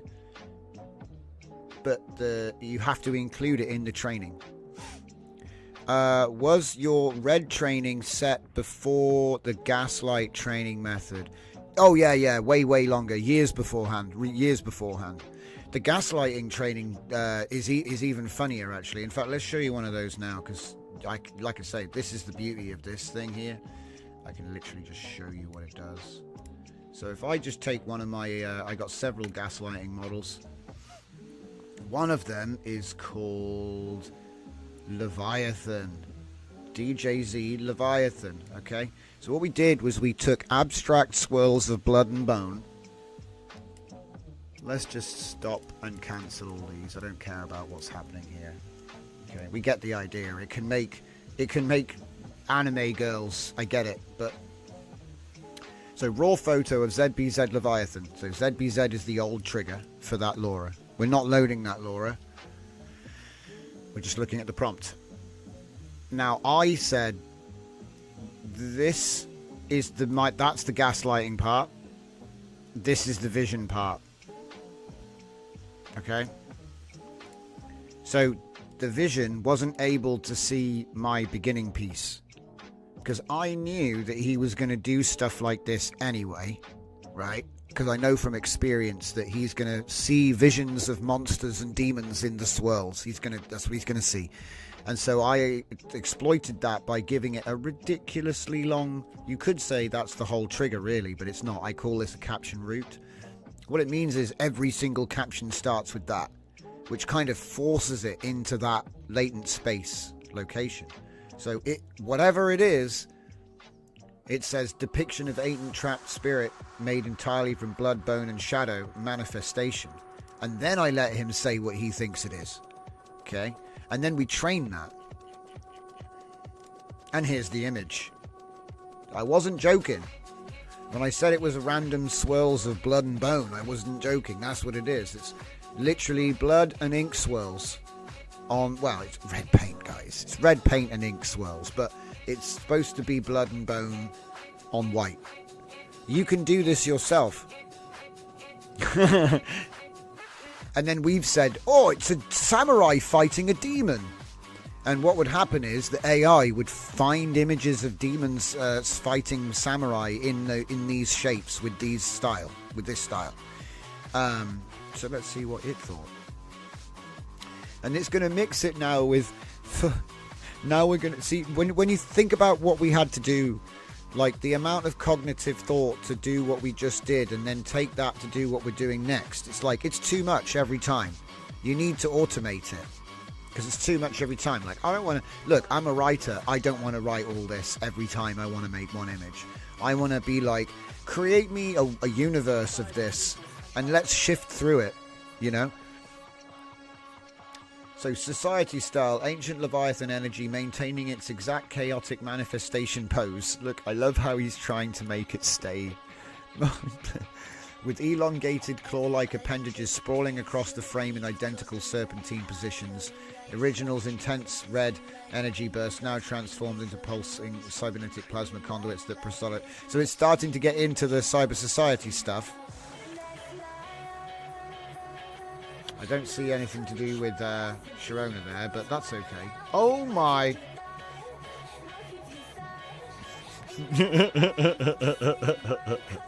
It's beautiful. It's beautiful. It's more than I could ever have asked for. Oh, do you know what I've done wrong, though? I see what's going on. I've screwed up the resolution, guys. So look, check it out. Oh dear. So how big are the images? They're 1024 by 1024 cropped. Oh, that's not good, is it? I wonder why I did that. Why did I do that? Does anybody know? Somebody find out why Johnson put black bars on his images. It's terrible. So yeah, we're doing 16:9 to force the size when we're doing the image to image, because that's a little trick. So when we get our image in, it's 1024 by 1024, but we can actually change this. So let me just unhook these for a second just to show what I mean. If we go in and do 1536 by 1536, and if I use like a resize node, which I understand, because they do actually behave very differently. If I pick the wrong one, it was working fine, but for what I want it to do now, I just want to pick keep proportion and do this, because we're actually selling ourselves short here. We can make images bigger with no penalty. Well, time is our penalty, but we create time now. So, delete that. Multiples of 32 for safe. 64 I think is fine for images, but 64 for WAN really. I mean 32 for WAN really. So yeah, we're taking the image, we're blowing it up. I'm actually going to use bilinear, because I think that it being fuzzy is going to be better than it being sharp, because it will denoise fuzz, but sharpness gets edge detected. So this is why I like to do blow-ups on bilinear, especially when we're using it as an input for VAE, because, you know, we're about to do a whole bunch of denoising. Okay, look at that! Whoa, get yourself wrecked on the YouTubes there. Got to be careful. Whoa, that one was a little bit too interesting, if you know what I mean. That's going to be a thumbnail for the rest of the show. Oh dear. Yeah, so it's making some rather interesting Demonet things at the moment. Make them a little bit smaller and I think we'll get away with it. Maybe like that big? Don't squint, guys. Let's have a look at the source image. You got my attention, says Dragon. Zoom in. Enhance, he says. But this is my whole... Like, you know how there's been all this, like, censorship and all this online safety and all this blah, blah, blah, blah, blah. We live in a world where you can get an uncensored AI from China and it'll turn this into anything. So I don't know what you want to make, but it can make anything. We could probably turn it into a toaster. Okay? So, you know, it's kind of funny because, you know, like, how are you going to protect people? It's like saying, oh, we've just invented the Star Trek replicator. Now we're going to start, like, banning things. It's like, you can't, but now people can make anything. You can't, you know what I mean? It's like kind of an interesting thing to try and get into. But yeah, blood and bone, everyone. Blood and bone. I wonder if we've got anywhere. Yeah, okay, we got somewhere. We've got a new one here. That is actually, that is Sharona in Cyber Society. It's interesting. It's like forced it into, because that's the hat and the armor and stuff, but it's also her outfit. We got a little bit of both in this one, you know. Not bad, not bad.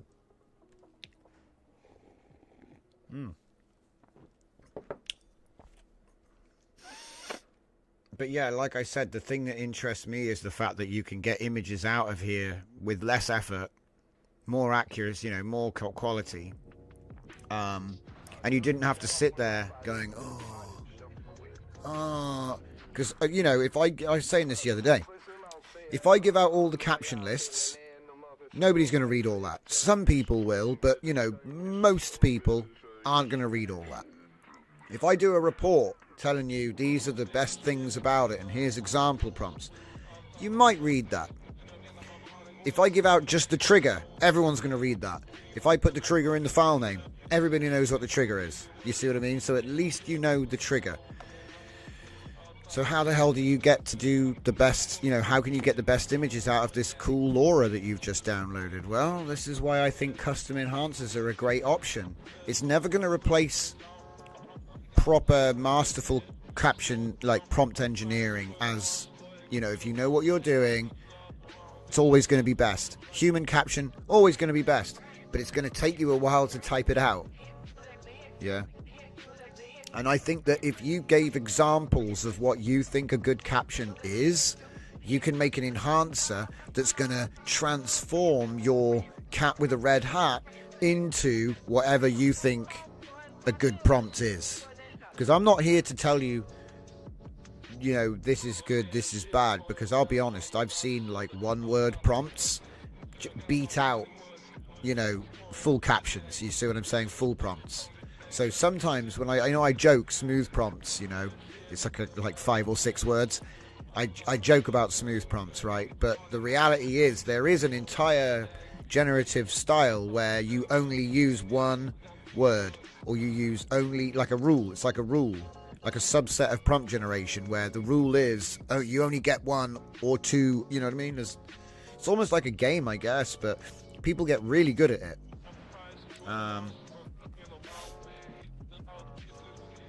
How are we doing? Oh, good. It's not as bad as last time. Okay, so in one of them, we have an abstract demon of some kind wearing cyber society armor, like a manifestation of technology and occult energies. So that's number 1. Got some really cool artworks around it as well. So weird. It's like he's being like transmogrified. Yeah, anyway. Oh no, it was her. She was getting transmogrified, but she looks like she's having a good time, so. And then here we have a standard outfit, Cyber Society, but Sharona style. It's kind of interesting what it's done for Sharona style Cyber Society. It kind of looks like a cosplay. And for some reason the cables have become tentacle-like. Who knows? Who knows? So in the end, we've got prompts. Now, let's see. Did I sort this out now? Yeah, I did. Oh, that one's too strong. That's why it was a bit over the top. That one was a bit over the top. The balance was not good. So 0.75, 0.75, 0.75. Denoise is at 0.8. The denoises are different as well. Okay, that actually makes sense.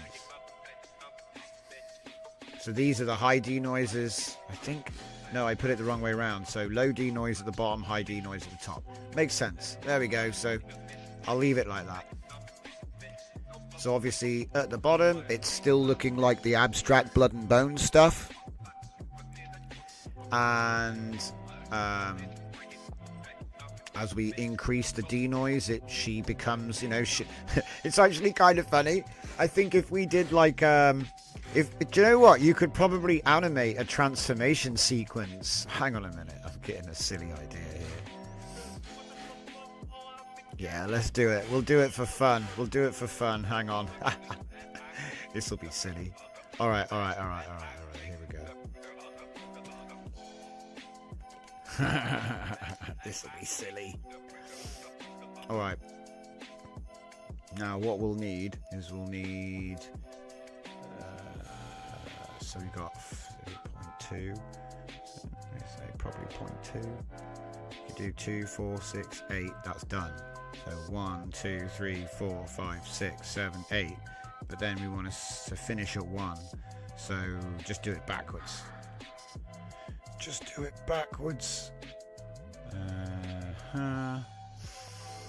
Alright, 1. 0.9. 0.8. 0.6, 0.5, 0.4, and 0.3. Wow, it's almost like back in the day when we used to check out all the LoRa intermediates with the same prompt and seed, but different. So, okay, so first of all, that's 3. And that's 5. So 3, 4, 5, 6. So I'm just making sure about this. Hang on. So I've added the bottom one, the top one. So for some reason yeah. Okay. I've got to fix the thing.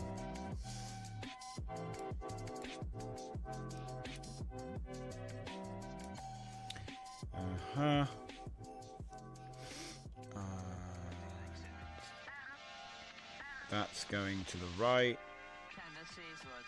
Down. Right. Yep. So now it should be. I'm the confusion of me doing things upside down and backwards and then having to invert the inversion and getting confused. I love it. It's my favorite thing. So I think the reason I did this the opposite way around, you'd think, yeah, because I had the high numbers at the top and then now I'm not, so it makes sense now. Cool. So that means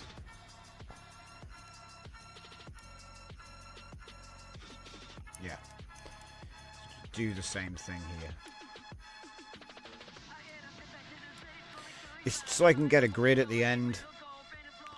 You know, so I never used to bother with the grids at the end that much, but I found that it was so much easier to just look at a grid image and go, oh, that's a good one, and then I'll bother looking for the good image.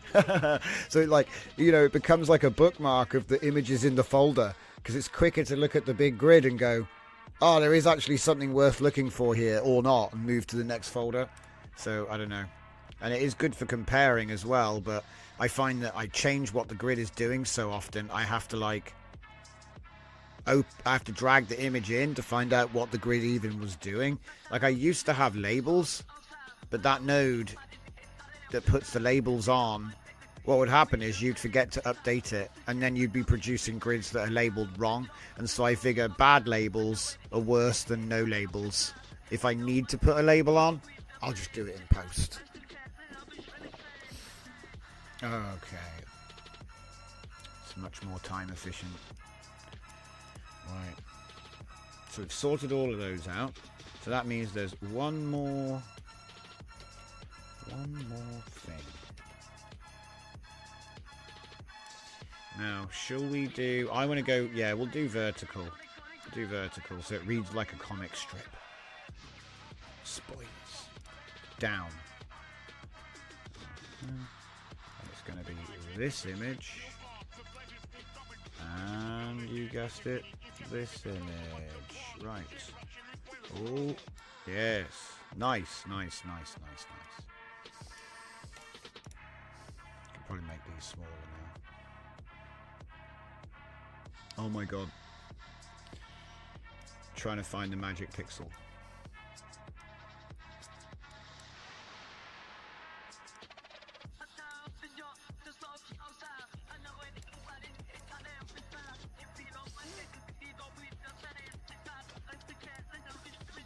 This is going to be a tall boy. It's like there's one pixel that allows you to move to change it. It's great. Save that and run it. And hopefully no booba this time. God damn it. God damn it. It's like, what do I need? Do I need like a new app which if I press control and drag, it creates a black square on the screen? Do you know what? I'm going to get right on that, right? I'm going to get right on it. Claude! We're not doing philosophy right now. Okay, give me a sec.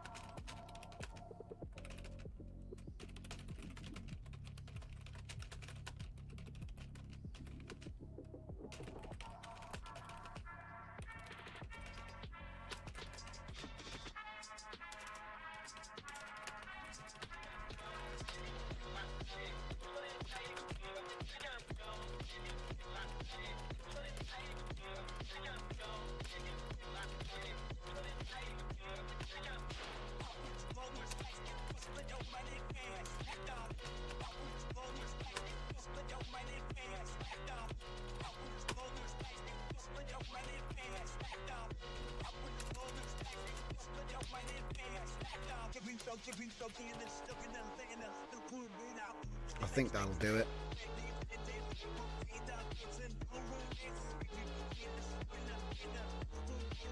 Yeah.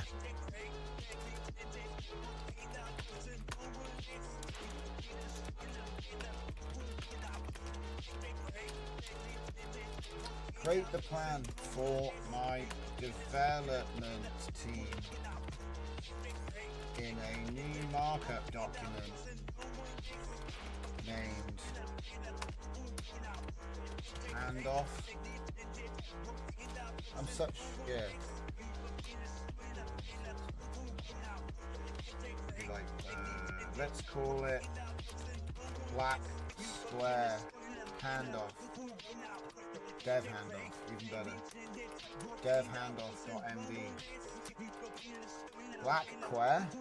That sounds even better. That's probably, you know what? I should just call it that, shouldn't I? People will be like, what the hell is black square? And I just dropped the S because the other name was already taken. Black square. Black square. So you hold a hotkey, you click and drag, it makes a thing. Do you know what we should probably also do? If the same hotkey is pressed, again the censorship overlay is cleared. No, we need a different key. Yeah, let's expand it. Okay. Multiple sensor overlay squares are supported.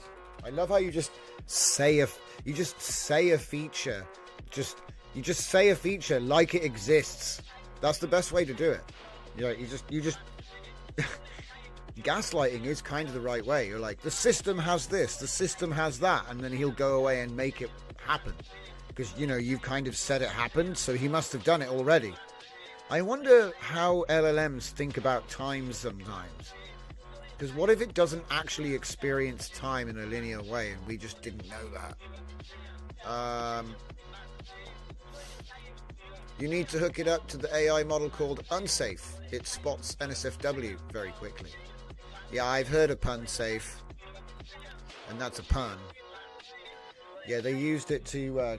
I think they used it to censor the data sets quickly. I love Zanelli as well. Just one emoji.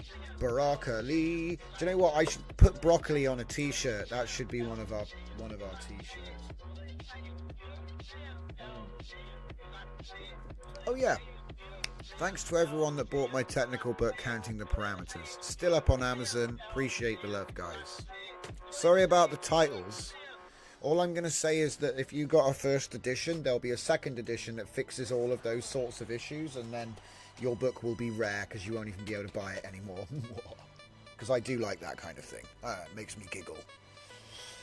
And if you didn't understand what the hell I'm talking about, don't worry about it. It's one of our many, many projects. We do writing, we do all kinds of stuff. So, multiple censorship, multiple censored overlay squares are supported. So in other words, you can just keep clicking and dragging in lots of places. A second hotkey combination can be defined to clear the screen of all overlay squares. Did I explain this correctly? I'm not sure if I really did. It feels like I've been missing. It feels like I've missed something here. Yeah, clicking and dragging the left right while you use it. Yeah, we haven't actually said what it actually does though. Censor a portion of the screen. Clicking and dragging. Hotkey is user defined hotkey is pressed. User can change the hotkey in the system tray. Multiple censored overlay squares of that. Okay. We can also allow the user to define the color of the sensor boxes with a hex code. defaults to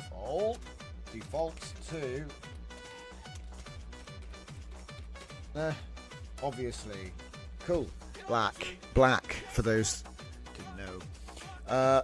MC Twig and DJ Berry says it would seem that an LLM being binary wouldn't experience time at all, either on or off. Yeah, exactly. It doesn't experience time at all, exactly. But it makes you wonder, when you're dealing with a device that doesn't experience time, does that mean it's outside, like, because we're inside of time, we're on a constant flow, right? And the LLMs aren't. And I don't know if that's really been researched, because it's kind of hard to do. But I don't know, I think there's something to it, guys. There's something going on. Some kind of temporal quirk. You know, I mean, they say that with quantum computers that they might be drawing into parallel universes, and I do subscribe to many worlds theory. I think it makes sense. So, you know, I don't like sci-fi hokum in real physics, but if they can't figure it out and it's a plausible explanation, that's kind of crazy. I mean, I think that that's way in the future. I don't think they've really, you know what I mean? I don't think they know what they've got, so it's kind of hard to be calling it, but it does make you wonder. It does make you wonder.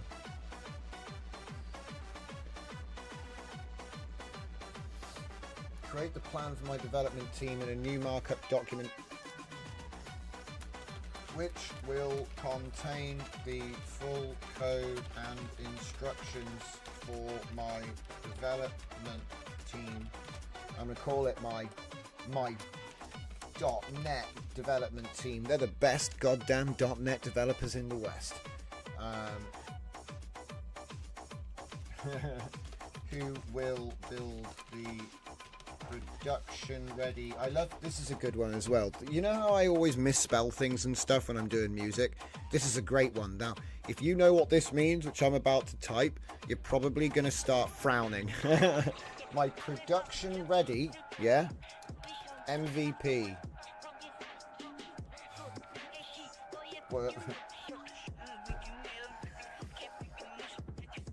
Because it's basically like saying fully production ready, fastest route to prototype. It's like, what? It's like a contradiction. You know, it's like saying my my retail prototype. You know what I mean? My prototype is on sale at Walmart. You're like, what? Do you know what I mean? It doesn't make sense. Because it's kind of like you skipped all the development steps and just went straight to the shelf.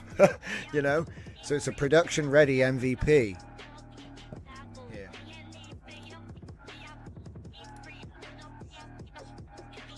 What the? Isn't this a different prompt? Just let it go. I think he's getting confused. Okay. Define MVP in the context of development. It makes sense when you see what they mean.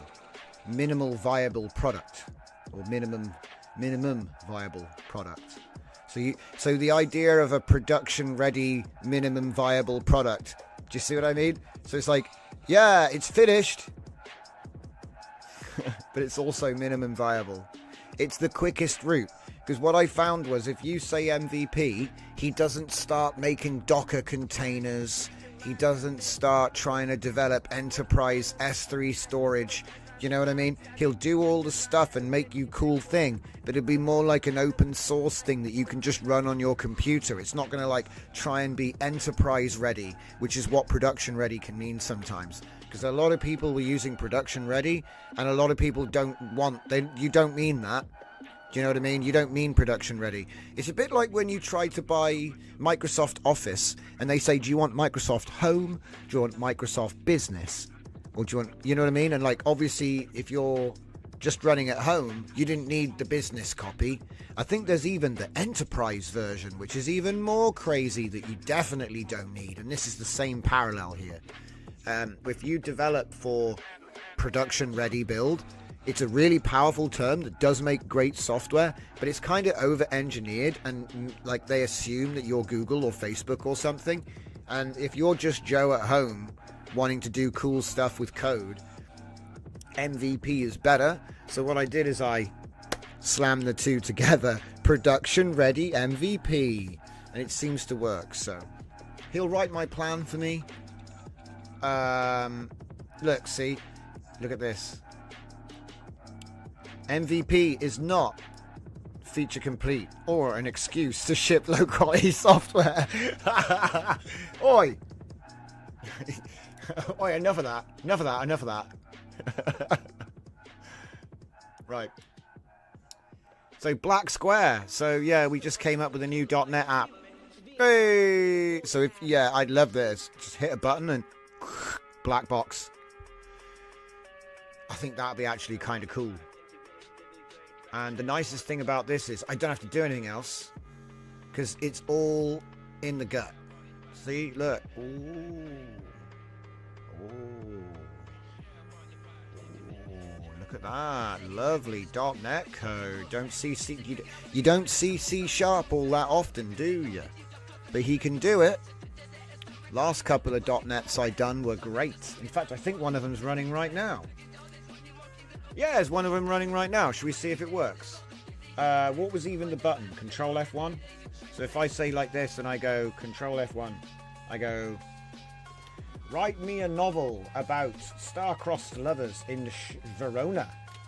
I think I screwed up the thing there. That's on me. I can hear it whirring, so something's happening. There you go, Control V. Write me a novel about star-crossed lovers in Verona. So, you know, you remember, you may not remember. Speech to paste. I forget what the app was called in the end. What was it called? It's on my GitHub anyway. It uses Whisper. What was it called?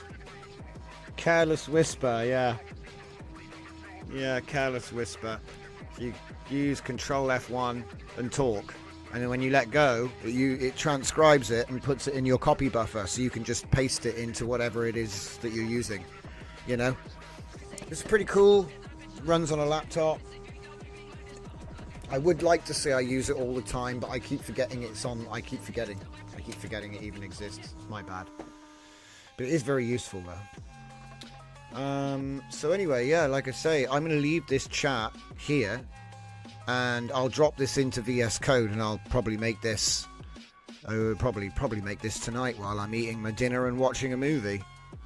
Be cool if it worked. Escape key cancellation. Right click context menus. Oh my god! I hope it's not too clever. Because obviously, if you're making a Windows app, you know, it's best to just use Windows API. Or best. It can be easy. It depends what it is you're trying to do. But look. Color brush. New solid color brush. Sensor rectangle fill color brush. I love it. Really cool. I hope it works. If it works, you'll find it on my GitHub, Sharky. So, you know, I love releasing these sorts of little productivity tools. So, yeah, look at that. Very cool. Body does go past all this. So how long does he think? Sometimes I like to look and see how long he thinks it's going to take to do. Like sometimes they'll say, oh, this will take us 6 months. No elevated privileges, no network, no sensitive data. By the way, guys, no data app design. Trust me, I'm trying to give you tips early. No data app design. Yeah, so data, there is no data capture, there's no data processing, there's no data storage, there's no data communication, there's no data, nothing. It's data zero data apps. Because I think that in the next 5 years, everyone's going to go absolutely insane over privacy. And if you're like positioned in that, from that frame of mind, yeah, you're like ethically better than that. It's like the high road. It's like the high road in a world where there's no privacy and everyone wants it. You're like the freaking Lone Ranger or something. You know what I mean? So I think it's a good thing for like ethical design, because you know how it is, guys. It's going to get leaked, stolen, or you know, and then it will be your ass if you're the one writing the code. So I don't know, you know, it only applies to people it applies to, but I just think it's a good philosophy. Zero data. I think it's a brilliant idea, because think about all this, like, what is it called, GDPR and all this nonsense. Guess what, mate? My company has zero data. Zero data. Zero data. I don't want your data, don't have your data, I'm not going to keep your data. Never, never. Don't care, don't want it, don't need it. Yeah. Sharky Legend made a Win Paint app, complete HTML last night. Nice! I'm no coder, more design, but man, was it fun to do. That's what I'm saying. It's so cool to be able... Yeah, that's what I mean. Good stuff, Sharky. Love it. You might give us share the link in the Discord if you feel, because I do love looking at what people do. We're sort of... I don't know if you've noticed, guys. We're sliding into a bit of an LLM focus again. So that undoubtedly means coding and writing. Now, we've done a lot of writing over the last weeks and months, so I'm not going to give you the full shakedown tonight. Okay. What's that? Your company is named Privacy Champions. Oh, nice. I didn't know, Dragon. But yeah, maybe we should have a little chinwag about my idea, because maybe we could put our heads together and have a little collaboration. I don't know. Maybe we'll have a little chat later. But anyway, what if you're free? But yeah, like I say, look at this. I like this. Censorship. The nicest thing about working with the Claude like this as well is we can just don't care. It's gone. Do you know what I mean? It's gone. And I can just go and look it up in my history and work from there. So it's not like, oh, where's that file? Oh, I need that code. Oh, it's on the other machine. That drives me mad. So I kind of like, you know, the accessibility of coding with AI as well.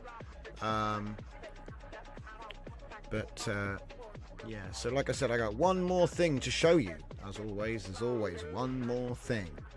Just one more. Little bit of a development for the Anim History project, guys. So we now have a script. Our man Leonard Euler is going to have a little adventure through time. Well, he's not really. I'm just being dramatic. But now we have a script, guys. So, in the beginning, there was mathematics.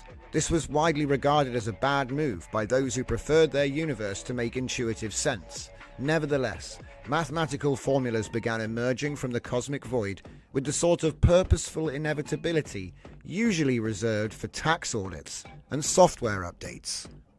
So, this is like, I'm going to do the deadpan narrator, okay? I'm going to do all the voices, let's be real. I don't even know if I'll do different voices for the different characters yet. I'm kind of like cross that bridge when I come to it. Because what I want to do is bad animation. Because I figured, right, everyone's making all this AI stuff and it looks really cool. So I want to make something really bad and then incrementally change things or not, depending on what I think works or not, if that makes sense. Because I got a funny feeling that actually it'll look fine. I don't know. I got a funny feeling it'll actually look fine. And even though it will be glorified 2D puppets moving about on the screen, as long as the story holds and it makes sense, I don't even think it'll need to be funny. Even though I'm hoping it will be a bit. I hope it will be funny. But you know how it is. Comedy is comedy. You know, you're trying to make nerd stuff entertaining, so it's kind of like, oh, the formulas, ha ha ha. You know, come on. So, yeah. But yeah, it's a new little thing. As you guys did or did not know, we already did in a previous show, probably about a week ago, because it was pre-WAN. We already did all of the characters and all of the locations. So this is deliberately bad because I'm trying to put it all together start to finish from something basic, you know what I mean? So the idea is I'm going to 2D cut out this, and this is the guy. You know what I mean? This is the guy. There won't be another guy. This is the guy. So like, I'm not even going to make him like waving, or his arms aren't going to move, nothing. I want to make it the absolute bare bones, the cheapest possible, worst, because it's sort of like we did puppet animation a year ago, and the production value is actually pretty nuts. Like, we could do a T-pose, and then we could give him skeleton, rig it up, and animate. But do we need to do all that, though? I reckon you could probably get away with just moving it around the screen and talking. I don't know. So, you know, because I look at some channels that do this kind of thing, and they're not really doing big budget animation, guys, and people love it. So it seems like the animation is almost like a, what do you call it? A lip dressing. It's like the animation is just a lip dressing, and it's just a mechanism to tell a silly story. And so, you know, my plan was to put something like super basic together, see what it looks like, and then maybe we add scenes here, add scenes there, maybe change the format later, you know. But the idea is we're going to do a history of Stable Diffusion, and I think it's a bit like the history of Russia, guys. It actually started in when did it start? It started in 1740. So if you want to talk about the history of Stable Diffusion, we have to go back to Leonard Euler. You know, because we all use Euler sampler, right? So this is kind of where this silliness is coming from. Yeah? Yeah, a lot of simple tween motion. You got it, Zanelli. Just shameless flash animation. Shameless flash animation. Because who cares? It's not about, ooh, look at my cool animation. It's about I think, and then the story sucks. Wah wah. But you know what I mean. I'm trying. I'm trying to do a thing, and what's that?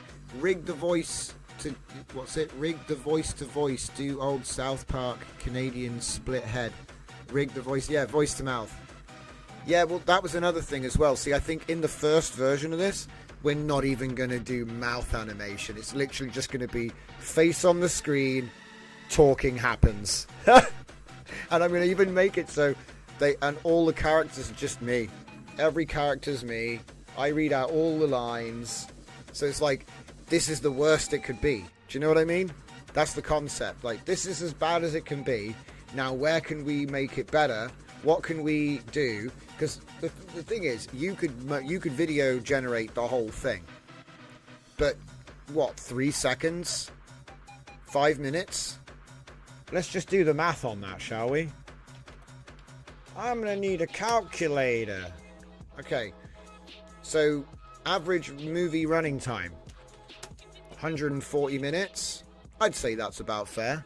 Sometimes they're longer, sometimes they're shorter. 140 minutes. Just over 2 hours. 220. Yeah?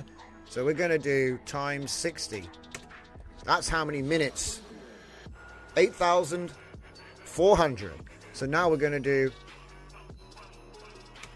times 60 again to find the devastating number of seconds that we have to generate. It's only 500,000, guys, but don't worry, we can divide this by the number of seconds in our generation. So that would be at the moment 5. So we're going to have to do 100,000 video generations to make one feature-length movie. Okay. Did I just do it twice? Did I do it twice? Should we start again? 140 times 60 times 60. That's seconds. And then divide it by 5 because 5 seconds. Am I wrong here? Am I doing retarded math? Have I been throwing the fire blanket on the flames of intelligence again? Wait. 220 is minutes. Yeah, yeah. What? Have I messed it up? Oh, I was already in minutes. Thank you. Yeah, I was just saying that can't be right. It's a bit like, that's insane. Okay, let's try one more time with the math. I can do math, guys. It's like spelling. 140 times 60 is seconds. There we go. Divide that by 5. 1,680. Okay, that's a little bit more, that's a bit more reasonable. But don't worry, we're still not done yet, because it takes you between 5 and 10 minutes to generate that. So now we can times that by 5 and then divide it by 60. And that's the number of hours it's going to take you. 140 hours. An hour a minute. An hour for a minute. An hour of gen for a minute of footage is what it's saying here. And that's going off of 5 minutes. I know some people it's 10. So 140 hours, guys. It's going to take 140 hours. But when you just, let's just give you some time to sleep. That's only a couple of weeks. It's a couple of weeks. So, it's not outside the realms of possibility with clever automation and queuing, because, you could actually, like, spread it out. So say you did, like, run pods for each act of a movie. So you split it up into 6 acts, and then you have each instance chugging out scenes that you've already had pre-designed, or you know what I mean. So I don't think it's impossible for a single person to actually do. It's actually getting there, especially with the local LLM. Even without multiple machines, just with one machine, you could do it in 2 weeks. That's the reality. But that's assuming a lot of things that, every single video you get out, you're going to use, So it assumes a lot of stuff. Like your prompt list had no errors and everything was used. You know what I mean? Like, so it turns into optimization for efficiency. But I wouldn't be surprised. Like, to be honest, I'll be surprised if, when the next Odyssey comes out, it's not like Cannes. It should be like Cannes Film Festival by now. It really should. Because some of the movies they show at Cannes are only like 15 minutes to half an hour long. They're like super short concept movies, So they're not like full length anyway. So I think that we're going to be on par. I think that the people that are messing around with this stuff, it's going to be some really high level entries this year. But I'm an optimist, so I would think that.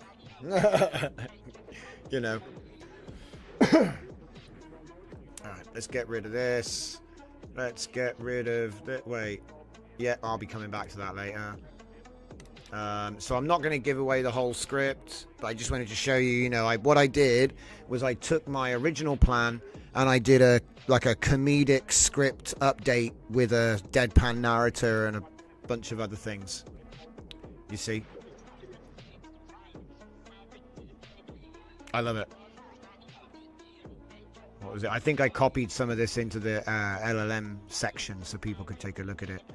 But as you can see, it's giving me my scene, a visual description. So I got like, oh, this is what's happening in this scene, the characters that are in the scene, and then my narrator line, and then Euler's line, another narrator line, and then another Euler line. Now if I go to scene 2 in the visual handoff, if I go to scene 2, that's characters, so location 2, Modern University Hall. It gives me a prompt look, so obviously I've already done all that.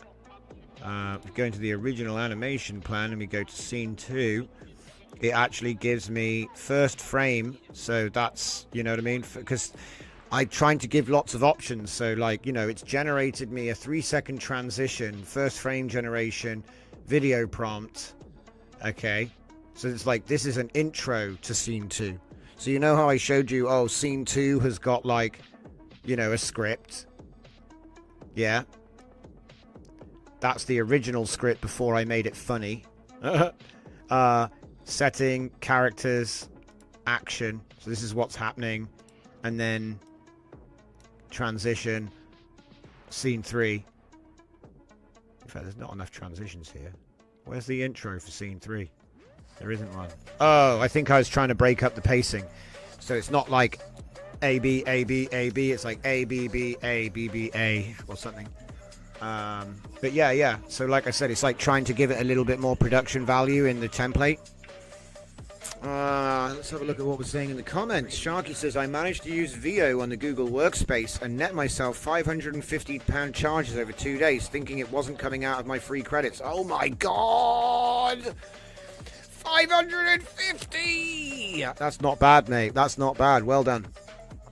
You managed to get the charges down to 50 quid. That was the most intense few days trying to plead your case. Yep, it's true. Even Adobe do give refunds. You just have to complain till you're blue in the face to get them. But it does exist. I framed mine. I've got mine framed. I actually got, yeah, crazy. Yeah. All right.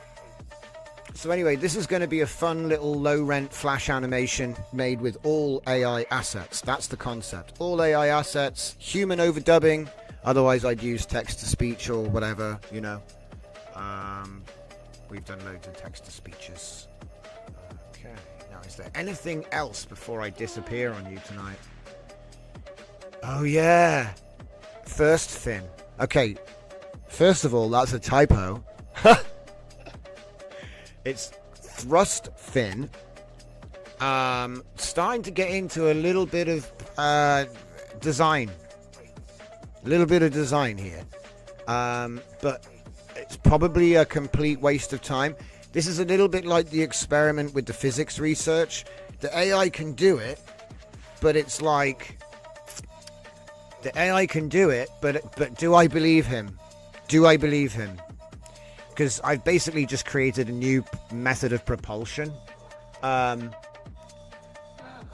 It's not rocket science. Well, no, it's not rocket science, okay? It's aerospace engineering. But do we really believe him?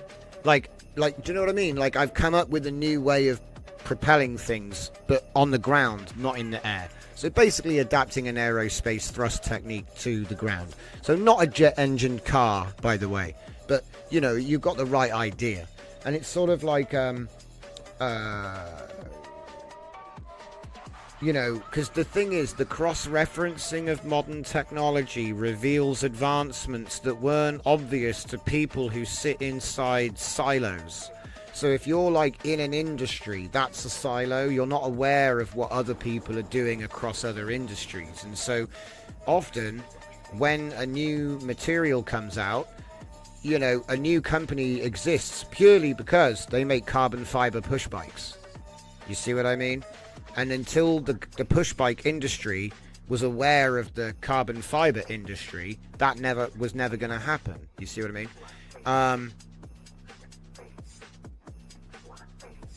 I think if he got his charges from 550 down to 50, that's pretty good if he actually got some videos, Dragon. But you can carry on doing what you're doing. But yeah, do we actually believe the LLM? Because if say the LLM comes out and says, I've just found a way to make engines more efficient. Say you've just found a way to make diesel cars twice as efficient, and it's a simple modification that costs $5, and the AI is telling you, oh, it's easy, just do this. Do we believe him? You see? Because we have no way of actually verifying that if we're not a mechanic on working on diesel cars. You see what I'm saying? And so what do we do? Because this is the ethical thing, right? If the AI is right, that communication needs to get to the right person, or society can't progress. You see, civilization finds the answer, but it doesn't get communicated up the chain, so nothing changes. You see what I mean?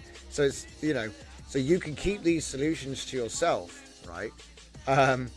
But it's just a strange thing, because if it is correct and we believe the LLM about whatever it's just discovered, because we are seeing it, by the way, LLMs are actually making discoveries that are being taken seriously by scientific community. Obviously they have to be peer reviewed, right? But my point is that if you strike gold and you know the thing that your LLM project has just come up with is like, wow, look at this is actually quite interesting, what do you do? Because there's never before, it's always in the past, for you to make a discovery you would have to be in academia, because why the hell would you even be doing it? But now, with AI, anyone in the street can ask the right question and the AI will make a discovery. But then you don't get taken seriously because you're just a guy on your phone going, is gravity actually yellow? And the AI's like, yes, actually it is yellow. I've just used a color spectrum to describe gravity. And, you know, obviously this is a random example, bullshit. But my point is, I don't know what it is that you're going to discover. But I know that AI is enabling discovery. And there needs to be some way for people that use AI. You can't publish in i2i, dude. You need academic credentials. You need academic credentials. Like, I could make an i2i account, but there's nothing backing it up. So it'll just get buried in the void. Even if... So you're not wrong. Sorry, I'm going to be fair to be fair. You're not wrong, Fernicar. You go to a journal and you publish. But we all know what that means. You're not in science, or if you're not in the sciences, they won't take you seriously. They go, oh, here comes another guy with his stupid AI ideas. And this is kind of like, that's a fractal of its own.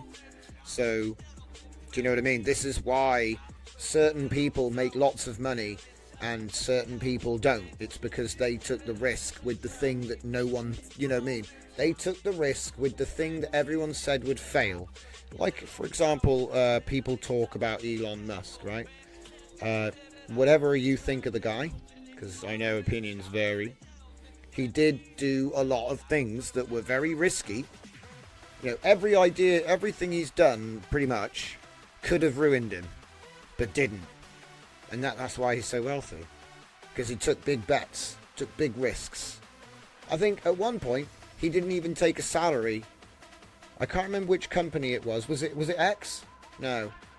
Maybe it was SpaceX.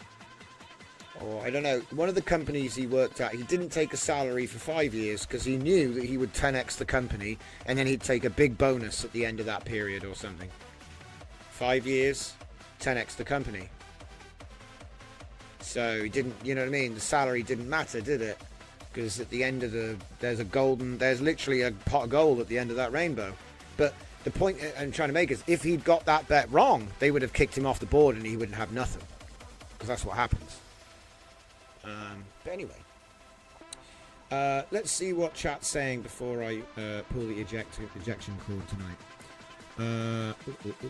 There is a solution. They require expensive tech and material. Interesting. Publish RxV. Sharky, sorry to derail chat a little, but had an idea. I do a lot of AI music, and I was thinking there's a really neat use case for auto mixing live DJ sets, beat matching, and genre mixing. Fernicar said, then publish on GitHub. If they don't take it serious, it will not fall on you. Well, actually, Fernie, what I did was, when I discovered the precision horizon law with Opus the other day, I decided to publish it on GitHub and then write a story about it, a fictional story about it, because I know that, you know what I mean, they both have a publishing date. So whether it's right or wrong is irrelevant to me. It was good story fuel, you know. But I was really surprised. It actually gave the formula and everything. When I told him to disprove it, he couldn't. See, if I if I discover something and I tell him to disprove it and he can't, that's a pretty strong signal. And at that point, I'm not qualified. You know, I can't go. I don't have a CERN. I don't have a CERN under my house, so I can't, you know, can't do the test. But anyway, Sharky says it takes out the craft, but a trained data set specifically on DJs mixing from track to track, that would be uber useful. Yeah, there was actually a site called rave.dj. I don't know if it still works, but it used to be that you would take 2 YouTube links and it would use AI to mix from track to track, but it was doing like a mashup to prevent copyright. Do you know what I mean? So they set it up to make a mashup of the 2 tracks, so they actually play over the top of each other at different speeds with various degrees of success. But Yeah, I agree with you, man. I've got like an auto DJ on my radio station, which is what we're listening to on this stream.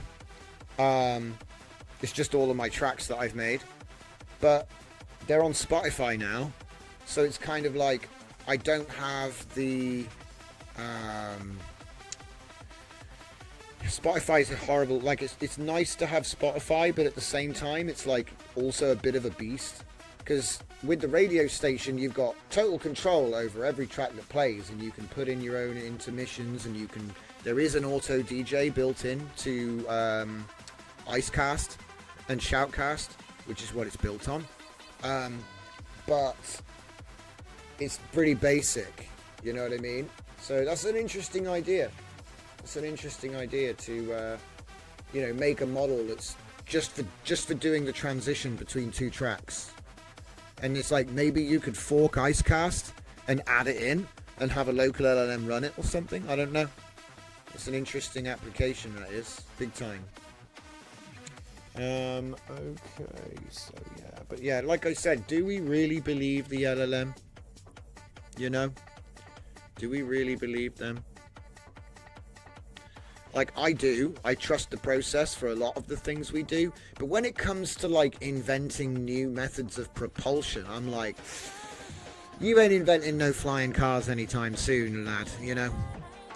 Nice try, but I think he's just being overly enthusiastic and maybe doesn't understand physics as well as he thinks he does. Because, I don't know, I was reading it and I was like, I don't know, man.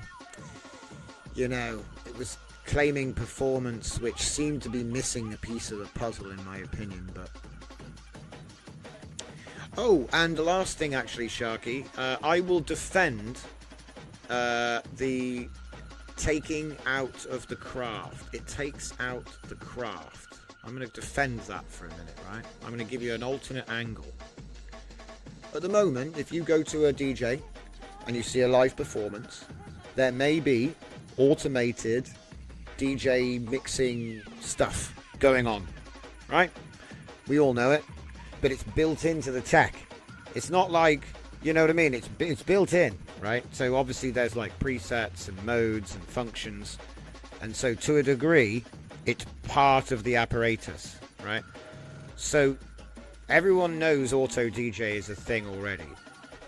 Like if you've got a guy with 2 vinyl decks and he's doing it all proper, by hand, you can see him doing it all like live, that's something else to me now. To me, that's like the truest performance, the truest in the sense. But there's a lot of people that just do DJing with MP3s and they have a turntable to do the tricks and so on, but they don't, you know what I mean? It's not vinyl. There's probably only one turntable, okay?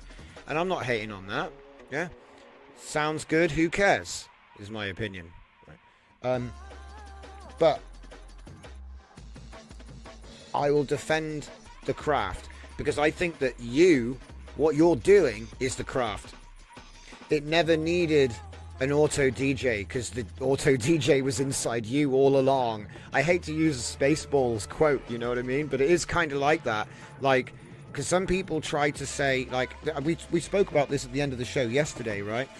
Some people want to differentiate between your work and AI because they want to somehow separate. They want their separation there so they can draw a contrast between what they're doing. That's all it is. They want to exclude your work from the group that they're in. So this is just othering. It's psychological defense because they feel threatened. So you've just got to ignore it because they did this with Photoshop. They did it with CGI. They did it with MIDI sequencing. FL Studio is now pretty much all people use. Ableton is just a copy of FL Studio but updated interface and newer, right? So, you know, it's the standard, right? But when it came out, they said it was heresy. Heresy. You're taking the soul out of music. Yeah? So, you know, I just see it as when it's new, everyone wants to know what you did. And secretly, they want to copy what's good. You know what I mean? But not really necessarily own up to it. Whereas as soon as everyone knows, oh yeah, they use AI for all that, no one's going to care. Like, when was the last time you heard DreamWorks tell you which copy of what software they made the latest Buzz Lightyear with? No one cares, no one asked. But when the first one came out, everyone's like, oh, what software did they use? Yeah, FL Studio is the GOAT, exactly. But what I'm trying to say is no one asks you, like when you put a track up, no one's saying, oh, what FL Studio plugins did you... Nobody asks. It's like asking a painter what colours he used. No one asks. And the reason that everyone is so hyper-focused on what AI you used is because it's new. And they're trying to other it. You know what I mean? But it's taken over. Bottom line, 5 years. All the industry is using AI already. In 5 years, you'll be weird if you're not using it. Do you know what I mean? You'll be in the you'll be the other. You see what I mean? That it's flipping. So this is what happens when you get mass adoption. And so the way I say is, did you do it? Because it didn't get done without you. And I think, in fact, yesterday we brought it down to a legal distinction as well. I think Dragon pointed out, or I think it was Dragon or someone else in the chat. So if I make something with AI and the world has a problem with that, who goes to jail? Oh, it would be me. So that means I did it. So that means I own it. And you know what I mean? You can talk about copyright and all the rest, but you can't say, oh no, the AI did that, not you, because it wouldn't exist without you, which means you did it. And by extension, it's action-based ownership. You own your action. Yeah? And damn anybody that tries to say blah, blah, blah. That's a lot of people say a lot of things, and that's because they usually don't do anything. If you see what I mean? And I think some of it's just jealousy. Because anybody could just use the thing. Anybody could just use the thing.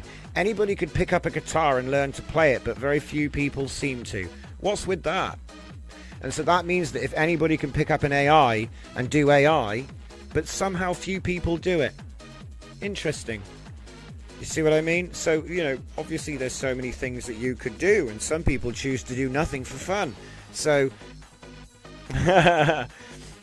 So let's have a look at these comments. Technics ×2 1200s used to do DJ. He's on the 1s and 2s. Dragon Diffusion with the vinyl decks. The Technics. That's right. Fernicar, it seems you don't know about Eternal Jukebox that rely on a bought library from Spotify to cue all sound semantical places of the music. Nice. Yeah, Spotify's done a load of really cool stuff in the space. You want to check out Pedalboard for special effects? We made some comfy UI nodes for that. Sharky says, true, consumers want a solid project. If you make something people like, does it matter? I really don't think it does. As long as it's iterative and not a blatant copy. Yes, that's where it's at. It's so easy for us to create our own intellectual property that doesn't rely on anyone else's stuff. If you go making Star Wars, Marvel, blah, blah, blah, you're borrowing someone else's energy. And at some point, if you're successful, there will be a price to pay.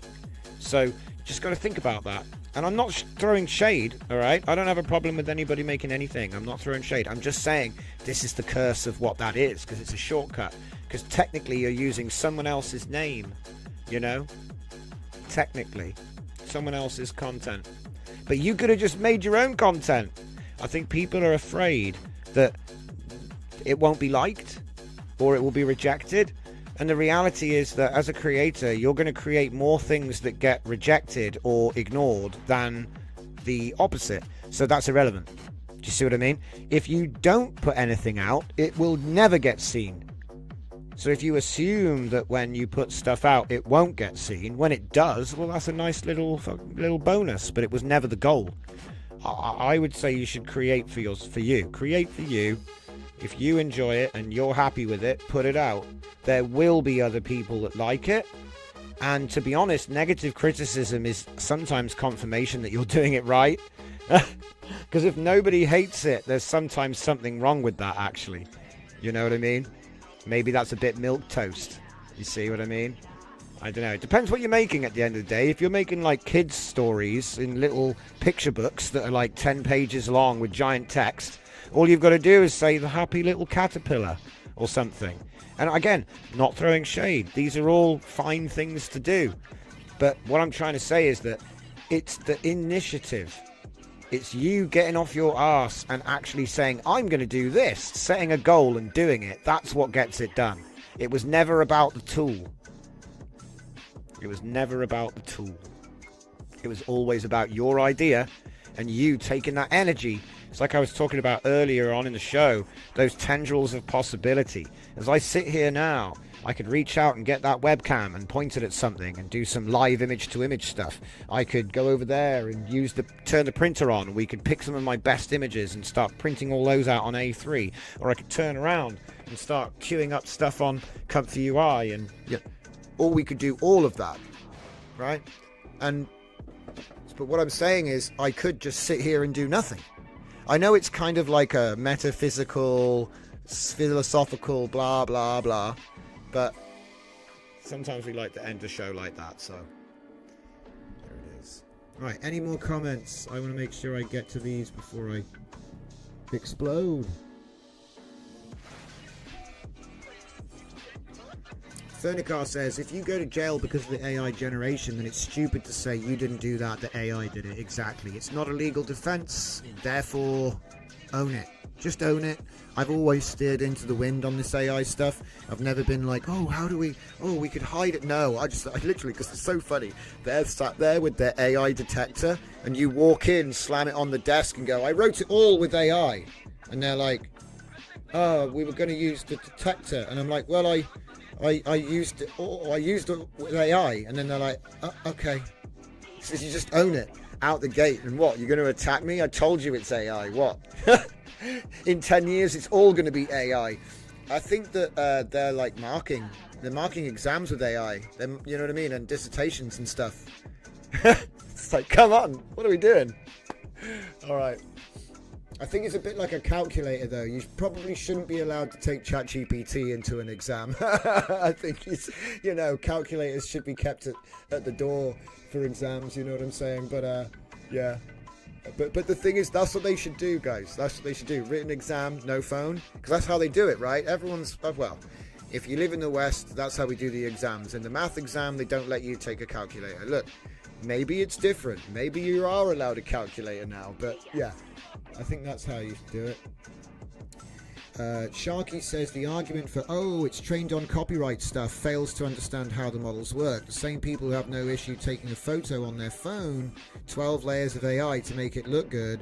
Yeah, it's actually really interesting. The whole debate kind of fell apart because when it got to court, they didn't really know how AI works, and it doesn't just save billions of images, and it can't just make the image that you made. I mean, one thing which we actually showed tonight with this image to image stuff was when you have a trained LoRa, it's like grains of sand on the beach. They all collect into that concept, and then you can take an extremely low quality image and throw it up to 2K quality.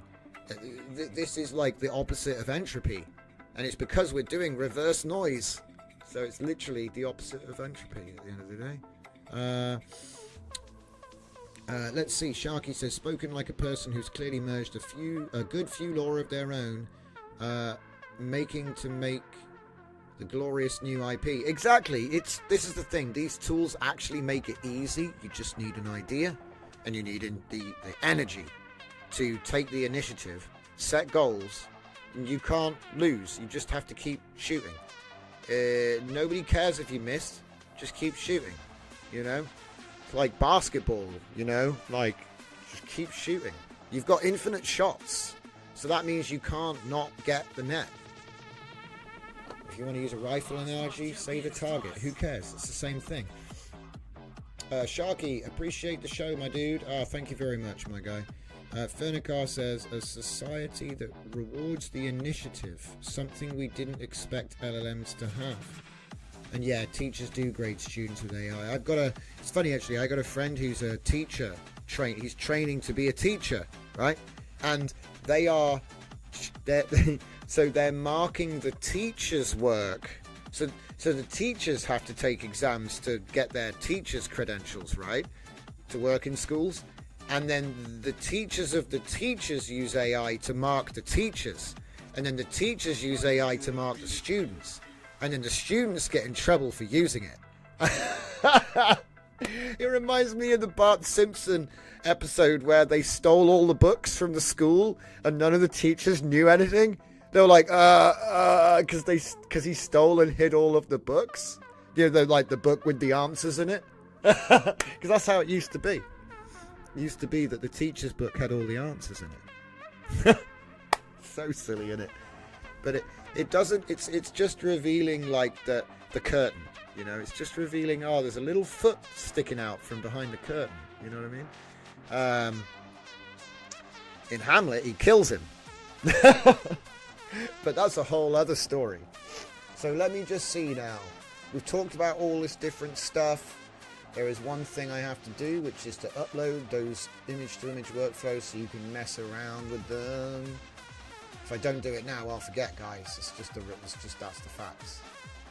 So we go into WAN A14B pack. We have no image-to-image workflow yet. So let's get her done. Put them in there. I need my downloads. Okay, 1, 2, there we go. Obviously, you can find the Thora Laura on my Hugging Face. Oh yeah, we're slowly putting Laura's up on the Hugging Face. So obviously, it's going to take a long time to get them all up there, guys. But I do try because I can't put more stuff on Civet. Sad times. It's not their fault either, so don't get mad with them either.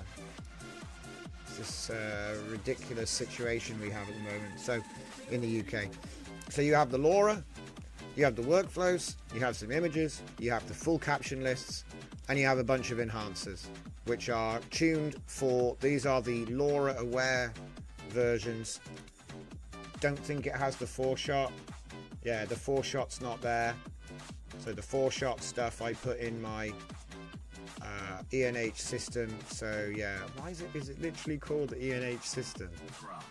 Oh no, it's called the DJZ ENH system. Okay, all right, cool, whatever. So that's what it's going to look like in the custom names. But yeah, Laura aware prompting, template based. That's what we've been talking about for the last 5 days. So if you don't know what the hell I'm talking about, just check out any of the live streams from 205. Probably 205 or 207 to 215. Alright. Thank you very much, everybody. It's been a blast. I always enjoy having a tight little room like with you guys. So thank you for all your comments tonight. We'll be back tomorrow, 8 p.m. straight. See you next time.